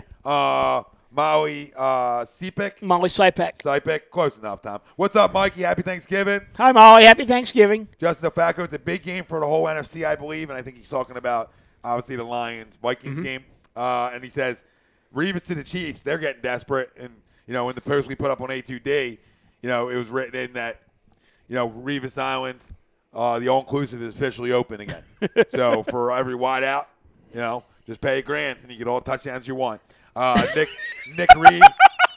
Fly, Eagles fly. That's great. What Pay up, man? $1,000, get all the touchdowns. Pay $1,000 and, you get all you want, all inclusive. That's awesome. No, they are getting desperate, but maybe one thing Revis can help them with is maybe teaching Marcus Peters how to freaking tackle again. But see, here's the thing. And this actually kind of comes back to the Eagles, though, is you look at what's happened over the last couple weeks, is you have, Seattle goes out and they sign Dwight Freeney. Complete desperation. They let him go. And then he catches on with, who did he just sign with today? Who did he sign with today? Frank, help me out with this. Who did Freeney sign with today? Dwight Freeney? Yes. I believe he signed with the Detroit Lions. Thank you. He went to Detroit. Yep. Okay, so then you get Revis, going to the Chiefs in week 12 when he's been out there all season long. And then it makes you appreciate these depth moves that Howie is making, where he goes out and he signs Donnell Ellerbe and he signs Will Beatty. And they come in and guess what? Their first game here, they're not even active. No. Because they're not guys that are going to be asked to be like the savior of the season. They're depth moves. They're veterans. They're experienced. They have rings. Like, they're going to be the guys that teach our young boys how to get over the top. And if anybody gets hurt, they're going to be the ones to step in. I'm interested to see if they at all in Kansas City try to even look at him at all as a safety. I'm very interested to see if Frank, I totally botched that too, didn't I? Freeney went to... He went to Detroit. Yeah. Right, but before that, it wasn't Seattle, right? It was Seattle. It was Seattle, okay. It was Seattle. Then prior to this, I think somewhat earlier in the season, I believe he was with Arizona. Arizona, okay. So he was Arizona, Seattle, then Detroit. All right. Matt Copa on Facebook, maybe you never know to the poll question if the Bears come in. No, you never do know, but I'm confident enough in this football team. I know. I think we all are on this couch. I know. Yeah, we know. The answer We is know. no fucking way. I'll bet 1,000 pork roll sandwiches. So we all had the Chargers, right? Yeah. In game 2. So we go to game 3, 8:30 NBC, Giants, Redskins, Washington at home, and they're giving the Giants 7. Who do you guys like in this game against the spread? And if it's different from who you like straight up? Would I be offline if I just said that, honestly, like, these two teams both outright stank on defense? And the one's better than the other. One's better than the other, but they both outright stank. Although, granted, the Giants did play fairly well last week in weather-aided conditions. I'm seeing a shootout in this game. Me too. As long as there's not an issue with the weather, I'm seeing a big-time shootout in this game, based solely on the fact that I don't think either team could stop the other. My heart is telling me Giants because that would basically sew up the division for the Eagles. Going Skins, 37-31. See, I was getting ready to say Giants, but then I remember Ryan Kerrigan is on the Redskins, and he's going up against Eli Manning that entire time. So just solely off of Ryan Kerrigan is on the Redskins roster, I'm going to go off of that. But I think both teams stink. If you're asking me on the 7, right? I'm going to take the Giants plus the 7. Okay, I think it's a close football game. I really do. Short week, Redskins coming off a really tough loss and a loss that's hard to rebound from. I'm going to be interested to see how they come out and respond to a loss like that. So I'll take the 7 and consider it a close game. But, I think the Redskins do win this football game. But listen, at this point, the Giants defense is good enough to win them a game. We've seen it. They can win them a football game. I don't think it's this week, though. I'll go Redskins straight, but I'll go Giants against the spread. So Clay Ferguson says dumpster fire versus dumpster fire. Yeah. One dumpster fire, just a little less, lighter fluid in it, right? The Giants got a lot of lighter fluid going on. They keep sprinkling it on. when you look at the other side, the Redskins, maybe every hour they do a little spritz. So a little less. Legitimate question for you guys, though.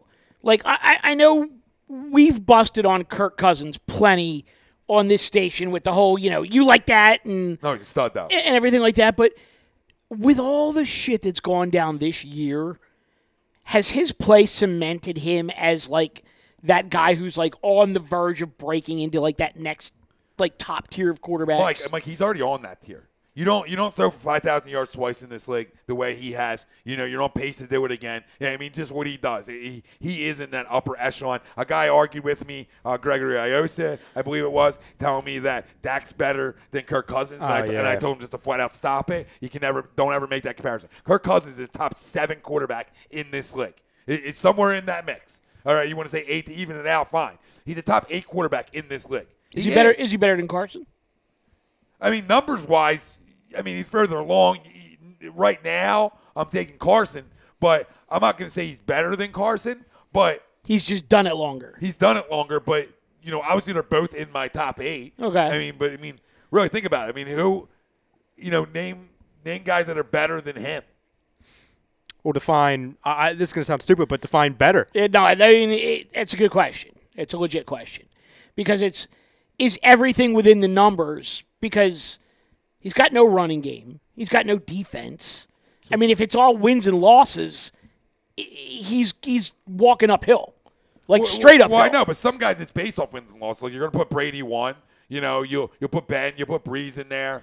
You might who am I missing? I know there's plenty. You might even put Phillip Rivers in that conversation.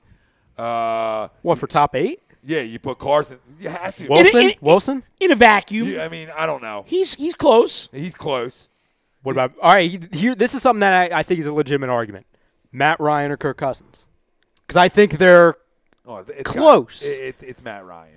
I agree. But it's close. But you can make the argument for Kirk Cousins. He's got nobody to throw the football to. Well, all he needs is a team with a consistent defense and one wide receiver, and he can go far. I don't want to get deep in the Kirk, but my point is he's upper echelon, and if he was somewhere else, like a Jacksonville or somewhere else, them teams would be in contention. I have a question for you, Ryan. So along the same lines, Alex Smith, Kansas City only, versus Kirk Cousins. So you're saying both on the same team, or like both on Kansas City? No. What I'm saying is because there's this whole in my opinion, tired and somewhat lazy narrative of Alex Smith being a game manager. Okay. And I do believe when he was in San Francisco, he was a game manager, and even maybe the first year in Kansas City. But if you look at Alex Smith's numbers over the last couple of years, he's no longer the quote-unquote game manager that people think he used to be.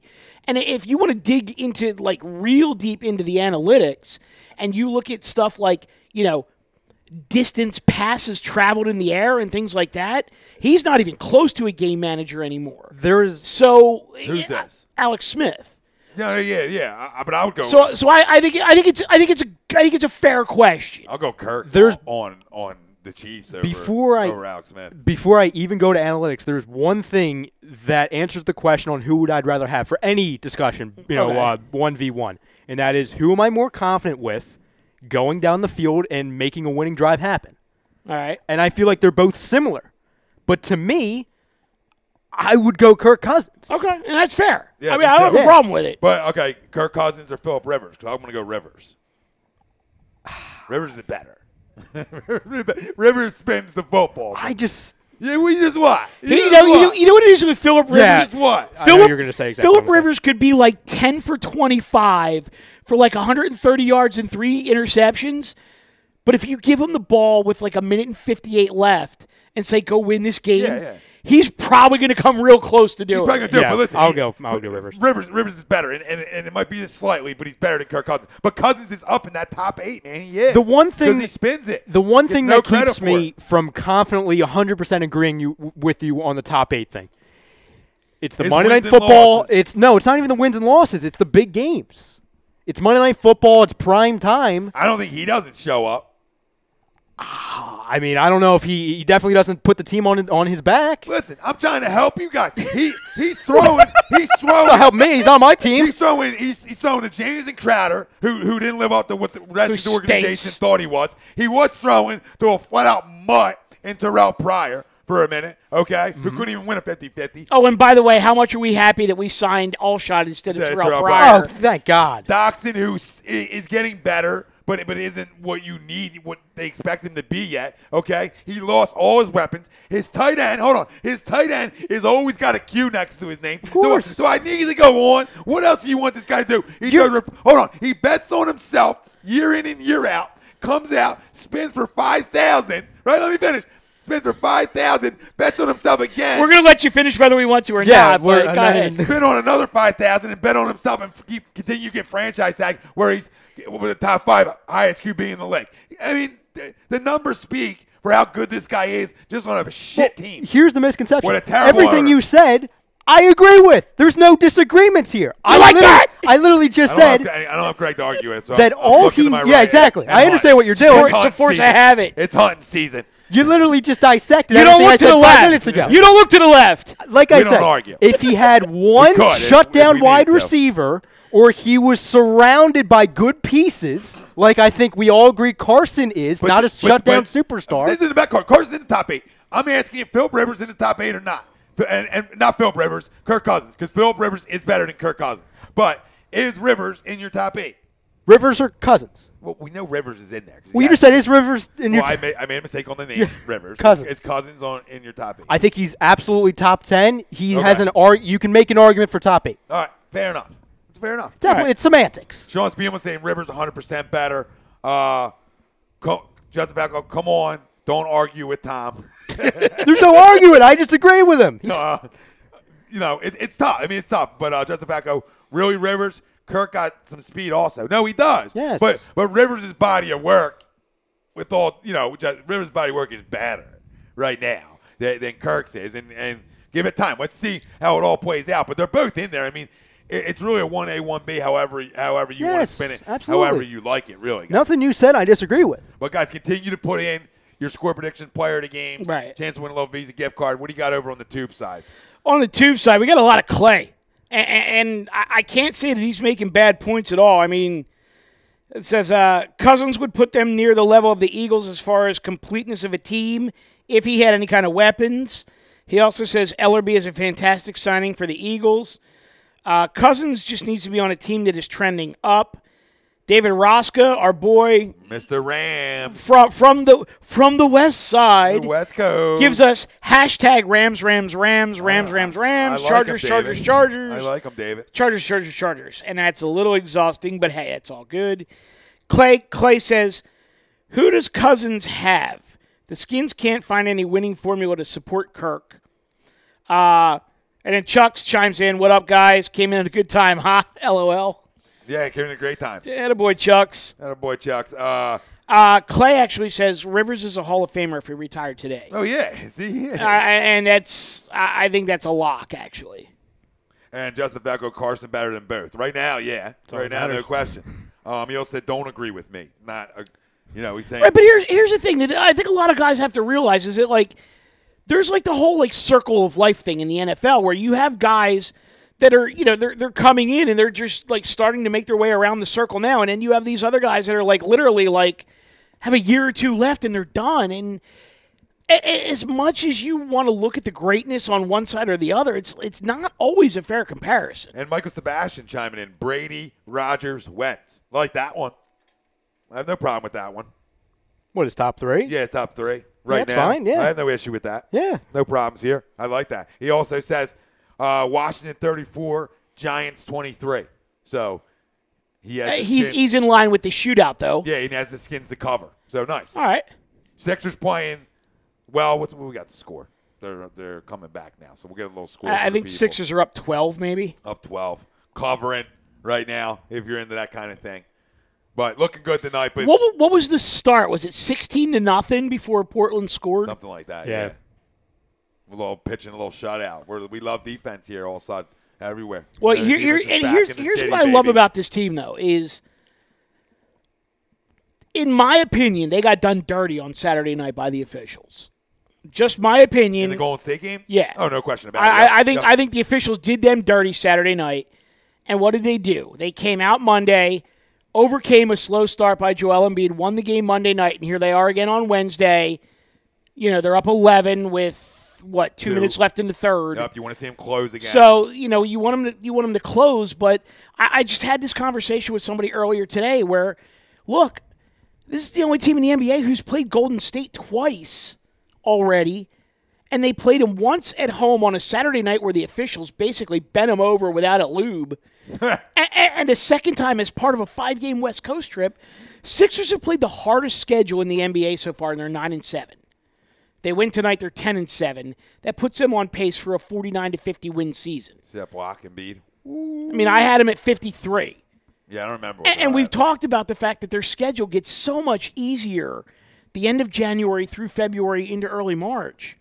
If anybody's worried about this team right now, pump the brakes, take a step back, deep breath.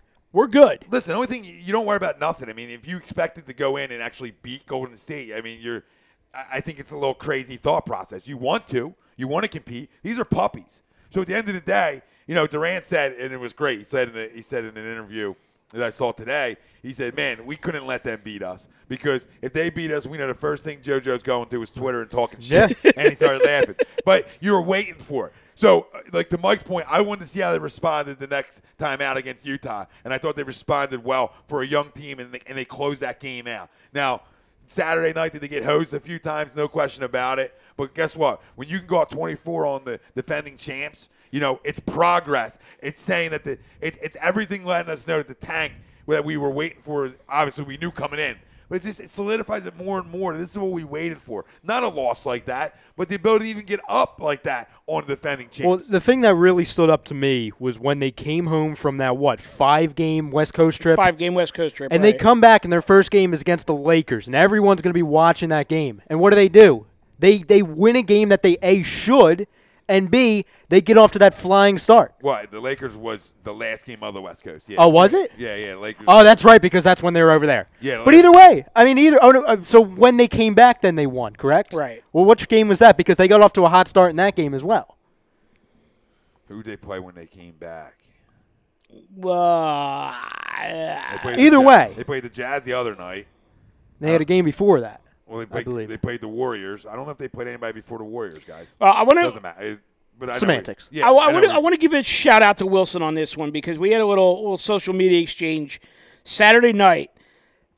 I threw out there just as the game was ending Saturday night. I said, time for TLC to go to Delaware and learn some shot selection and passing skills. I'd rather see Stauskas or Korkmaz get his minutes until Markelle is ready to go. I can't remember the last time I was this frustrated at the end of a 76ers game. Shoddy officiating, bad third-quarter shot selection, poor coaching, which I did put on Brett because I think he tried to let them play through it too much in the third instead of using some timeouts, and a bunch of guys that need to learn how to play with a lead. And Wilson, very, very well thought out answers on this. Came back with Golden State ramped up the D in the third. Sixers didn't execute, but don't downplay the fact that Golden State is the best team in the NBA. And I said, no. I said, I'm not downplaying it all. They're the champs for a reason. A good team or an experienced team doesn't fold the way the Sixers did tonight, though. And this is where Wilson kind of hit it right on the nose. Wilson said, I don't think they folded. Was it a really bad loss? Yes. I think they missed open looks in the third. Golden State got more physical, made us catch the ball not in quote-unquote our spots, and packed it in to keep Ben out of the lane. Yeah, they did. Yep. Big time point right there. And he said, so they came back and hit us in the mouth. Steph got hot. We unraveled, got some tees, got away from our game plan. Agreed with all of that. And he says, I still think you can take positives from this and work on the things that Ben and JoJo in particular are going to have to deal with forever. Teams are going to get physical and double you, and they need to learn to play through it and not get upset and let it affect your game.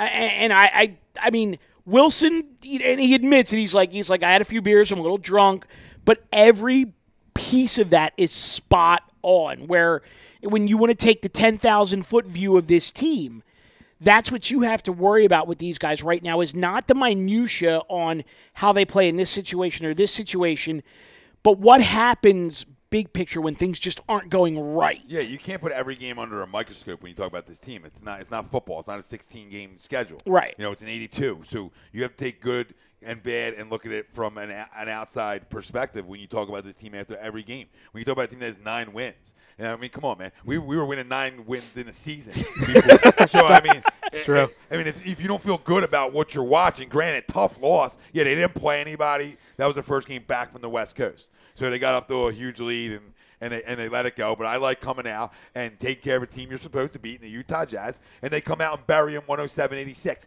That's what you take great out of it, because that's steps forward, right? Because a team, you could see a young team come out and play sloppy against a team like Utah after a tough loss like that. But I thought they regrouped and they went to work and they blew out a team they were supposed to blow out, and now they're playing a solid Portland team, a team that's 10-7 over in the West in the gauntlet, and they're winning this basketball game too. If you're not excited and jacked up for what you're watching, I mean, check your goddamn pulse in your beanbag.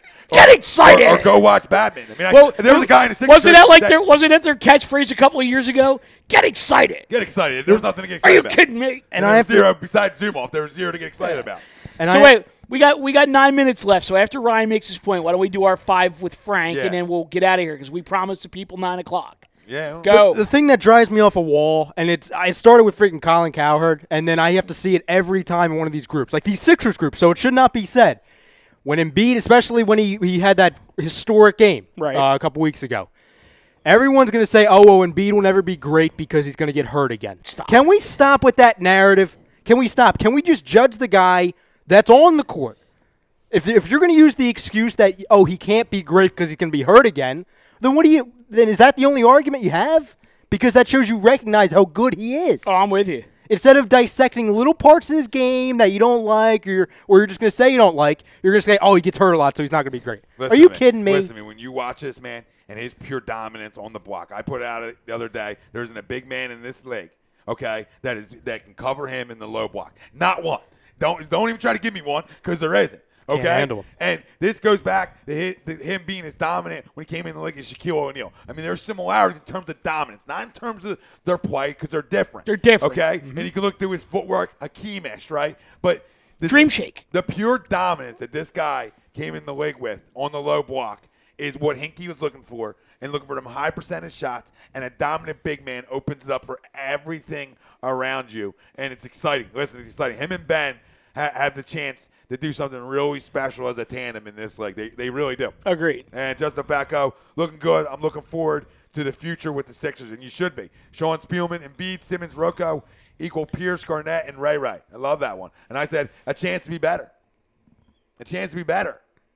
You gonna put Rocco in with Paul Pierce and Ray Ray? I don't. Get the hell out of here. I like the sound of it, though. I like the sound of it. I mean, it sounded good coming out. Yeah. Rocco is never, ever going to be Paul Pierce or Ray Allen. No, never. But a good comparison. A good role guy who can do some things. All right, Frank, shoot with the questions, and we'll get the hell out of here. All right. Here are my 5 questions. Let's start off with the NFL. All right. So, on Sunday, the Chiefs got upset by the Giants. Do you see another AFC West team run the table in the playoff chase? No, absolutely not. I think the AFC West, there's going to be some games there that are available for the taking, a.k.a. the Chargers this week at Dallas. I think Denver's done. I think Oakland might be real close to being done. Nah. There's not an AFC West team running the table. Yeah, no chance. An AFC West team running the table? Not happening. No chance. There's only one that even could. It's the Chiefs. Yeah, and maybe the Chargers. You're saying run the table to win their division, or run the table, to win the division, basically.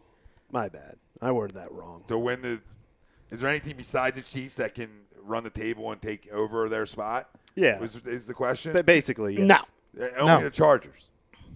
I don't even know if the Chargers can. But I don't know if they can either. But you're going to see how the Chiefs respond this week. That's what's going to decide that one. Their schedule will do them favors because late in the season they're going to be playing teams that really have nothing to play for, at least projected-wise. Right. But there's going to be – no, I mean, what are they, 4-6? They're 4-6 for a reason. So they're interesting. I like Phillip Rivers, but no. All right, is that it? Two. Question number 2. All right. Just happened today. The MLB has granted the Japanese phenom Shohei Ohtani to go into free agency. Do you see the Phillies make a run? No, because Matt Quintek wants to be a cheap son of a bitch. So, no, that's all Yankees. You think? Probably, or an AL team because I know he wants to hit too. I think he's going Dodgers. Could be. They have the dough to spend. I think he goes Dodgers, and I think they use him out of the bullpen and as an outfielder. As an outfielder, I like it. I agree with both of you. It seems like this Phillies team just doesn't want to be aggressive at all. It just seems like they're waiting for whatever. Well, hold on. Let's back up the train for a second. I'm going to disagree with you there, and not disagreeing with you on Ohtani. I just think they have other priorities, and I think this whole situation with the Braves has opened up a whole new line of thinking for them because I feel like with the money that they have, and especially the international signing money that the Phillies have, I think they're going to go after a couple of these like real high-end prospects from the Braves. The reason, and I don't disagree with you on that, but the reason why I say that, it seems like because we all, not just us, but it seems like everyone's been talking about next year's offseason. Right. And, they're going to get aggressive then. And I've been saying this ad nauseum, but it's like, why wait until then when you're trying to attract people to come here? Because if you start to get the ball rolling this year, this spot's going to be more attractive. It's just like what we talked about with the Sixers, how we said, no one's going to want to come here. When we get into the offseason where we've been talking for years of, this is where we get aggressive, well, what if we take not a big step, but we do take that next step? What if we go out and we get pieces to make this team better? Well, isn't that only going to be for the best? They're young, so what are you filling? The only thing you're going to fill is maybe trade for Stanton because you're going to trade some of the guys you have on your roster right now. Yeah. So, to go outside a free agent position player just isn't in the cards for me, honestly, to be honest with you. But if you want to talk about the pen and you want to talk about the starting rotation, no question yes, about that's what I'm it. alluding to, absolutely. But in my starting 9, no, I'm good with that because they're pops. So I'm going to come back with the guys on this roster. I'm going to come back and with my Hoskins Hernandez. Now they're talking about maybe Carlos Santana. And moving Hoskins back to the outfield, whatever. And honestly, I have no problem with them keeping the quote unquote starting 8 status quo for one more year as long as they build the pitching staff. Mm-hmm. Yeah, I said 9. We'll throw no. But we got you. Go ahead, Frank. All right, 3. Question number 3. Chip Kelly is named the top candidate for UCLA and Florida in their coaching search. Where does he go? Florida.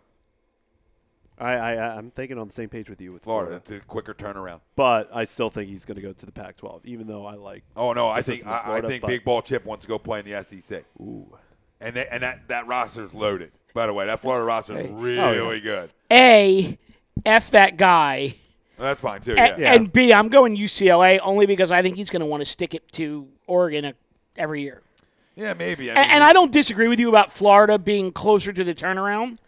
I just think he wants to stick it to Oregon every year. Yeah, we'll see which way he goes. Yeah, I agree with Mike. I would say UCLA because, number one, all reports are saying that he really wanted that USC job last year. Mm-hmm. Florida's the better job. And 2, UCLA has that Under Armour money. And I could see them stepping in and saying, hey, we want you to get a big name to try and get out of this level of mediocrity. Yeah, but will they be able to get a big name? I think when you talk about Florida, you talk about the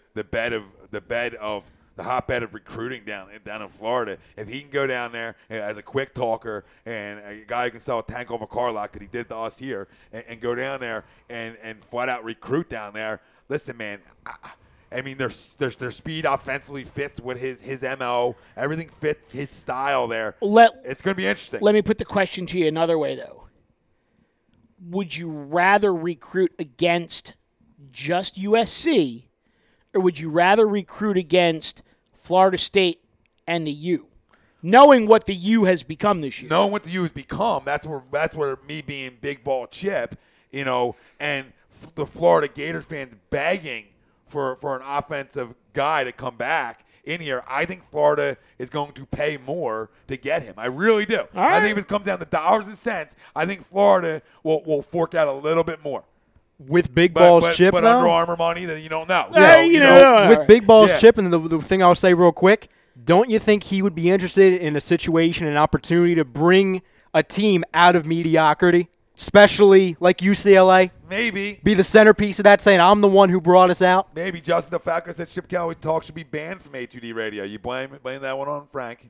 Ralph, What? It was recent. Come on. It was recent. It was recent. I today. got to bring it up. Ralphie D, Frank, not Frank. Here's Chip. Chip's a goat. Big Chip guy. Well, he's also a Lakers fan. Yeah, So. he's a LeVar guy too. So, next one. Next question. Number 1, Alabama. Number 6, Auburn. A lot of college football playoff stipulations in effect Saturday night. Who you got? Auburn. Auburn. Surprisingly, I actually have Auburn as well. All right, we're moving on. Bama's D's banged up. Bama's D's banged up. All right. And tomorrow, it is the good old Thanksgiving Day. I know there's a lot to be thankful for. So what are you most thankful for this year in Philly sports? Ooh. In Philly sports? In Philly sports. Could it be multiple things? The most thankful for. I mean, we could go on all night. I'm thankful for 9-1, but talking Sixers for a minute, I'm thankful. We knew who Joel was, so I was thankful for him last year. But I'm thankful for Ben Simmons, man. I'm thankful for Ben. Wow. I mean, I'm thankful for Carson. I'm thankful for right. I mean, here's the thing. Like for me, I'm thankful that the Phillies took the training wheels off and finally brought up Reese Hoskins and J.P. Crawford.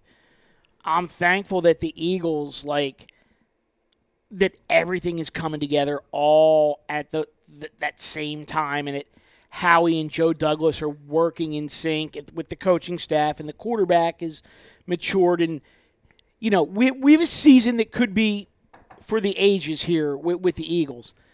The Sixers, JoJo, Ben. I'm thankful that we got Markelle, even though we haven't really seen him on the floor yet. There's a lot there. And when this team is healthy and they get a rotation figured out, oh my God, they're going to be scary. Yeah, they're going to be scary. They got a kid who can flat out score that's not even playing right now. And the Flyers, for as frustrating as they could be right now, I mean, you look at their farm system. I mean, just start with the draft this year. You basically, quote unquote, win the lottery to get up to number 2. You get Nolan Patrick. You had a tremendous draft. You've got a ton of minor league depth. I mean, with the Flyers, Got to figure out if your coach is going to be the coach moving forward. Yeah, I mean, there's people that think that the Flyers are 5 or 6 years away, and I don't see it. I think if you turn the coach over and you make a couple of trades, this team's in contention within 3 years. I mean, this is a great time to be a fan in Philadelphia. Yeah, the hell it is. It is. I mean, it's perfect. I want to read you guys this number before we fly out of here. And it's Fly Eagles Fly. Stats through 10 games. From the 2004 Eagles, who finished 13-3 and 2017. Points, 2004, 266. This year, 320. Points allowed, 158 in 2004, 188 now. All right? Point differential, plus 108 in 04, plus 132 now. Yards per game, 355 in 04, 378 today. Yards allowed, 331, 207. Today. And that's 331 with a Jim Johnson defense. 331 compared to yards allowed today, 207, and the takeaways even at 20 and 20. Interesting. On the thing that we're most thankful for in Philly, it's to have a guy, our quarterback, that we all know is great I'm going to call him great on the field, and we know he's a great person off the field. We learned that. If we didn't know that already, we saw it in the Dust Destroyer piece. And now I'm hearing that he's going to the Mantua Chick-fil-A, and every time he goes through there, he's signing stuff for the workers. Nice. Yeah, it's great. Listen, we want to thank all of you. Happy Thanksgiving to everybody out there. We're thankful for all you guys tuning in to A2D Radio like you do. We're all the best in the business here. Every week. Hashtag no notes. Love it. For another edition of Tom, Mike, AM, in the PM. A2DRadio.com. And thank our certified public accountant, Gibson Make Mayer. them yours. Yeah, make them yours. Gibson Mayer LLC. Find them on the web, GibsonMayer.com. Listen, everybody enjoy themselves tomorrow. Eat tons of food. For Tom Renone, Michael Mataraki, Ryan Barretto, Frank Vaspi on the ones and twos. We love y'all. We out.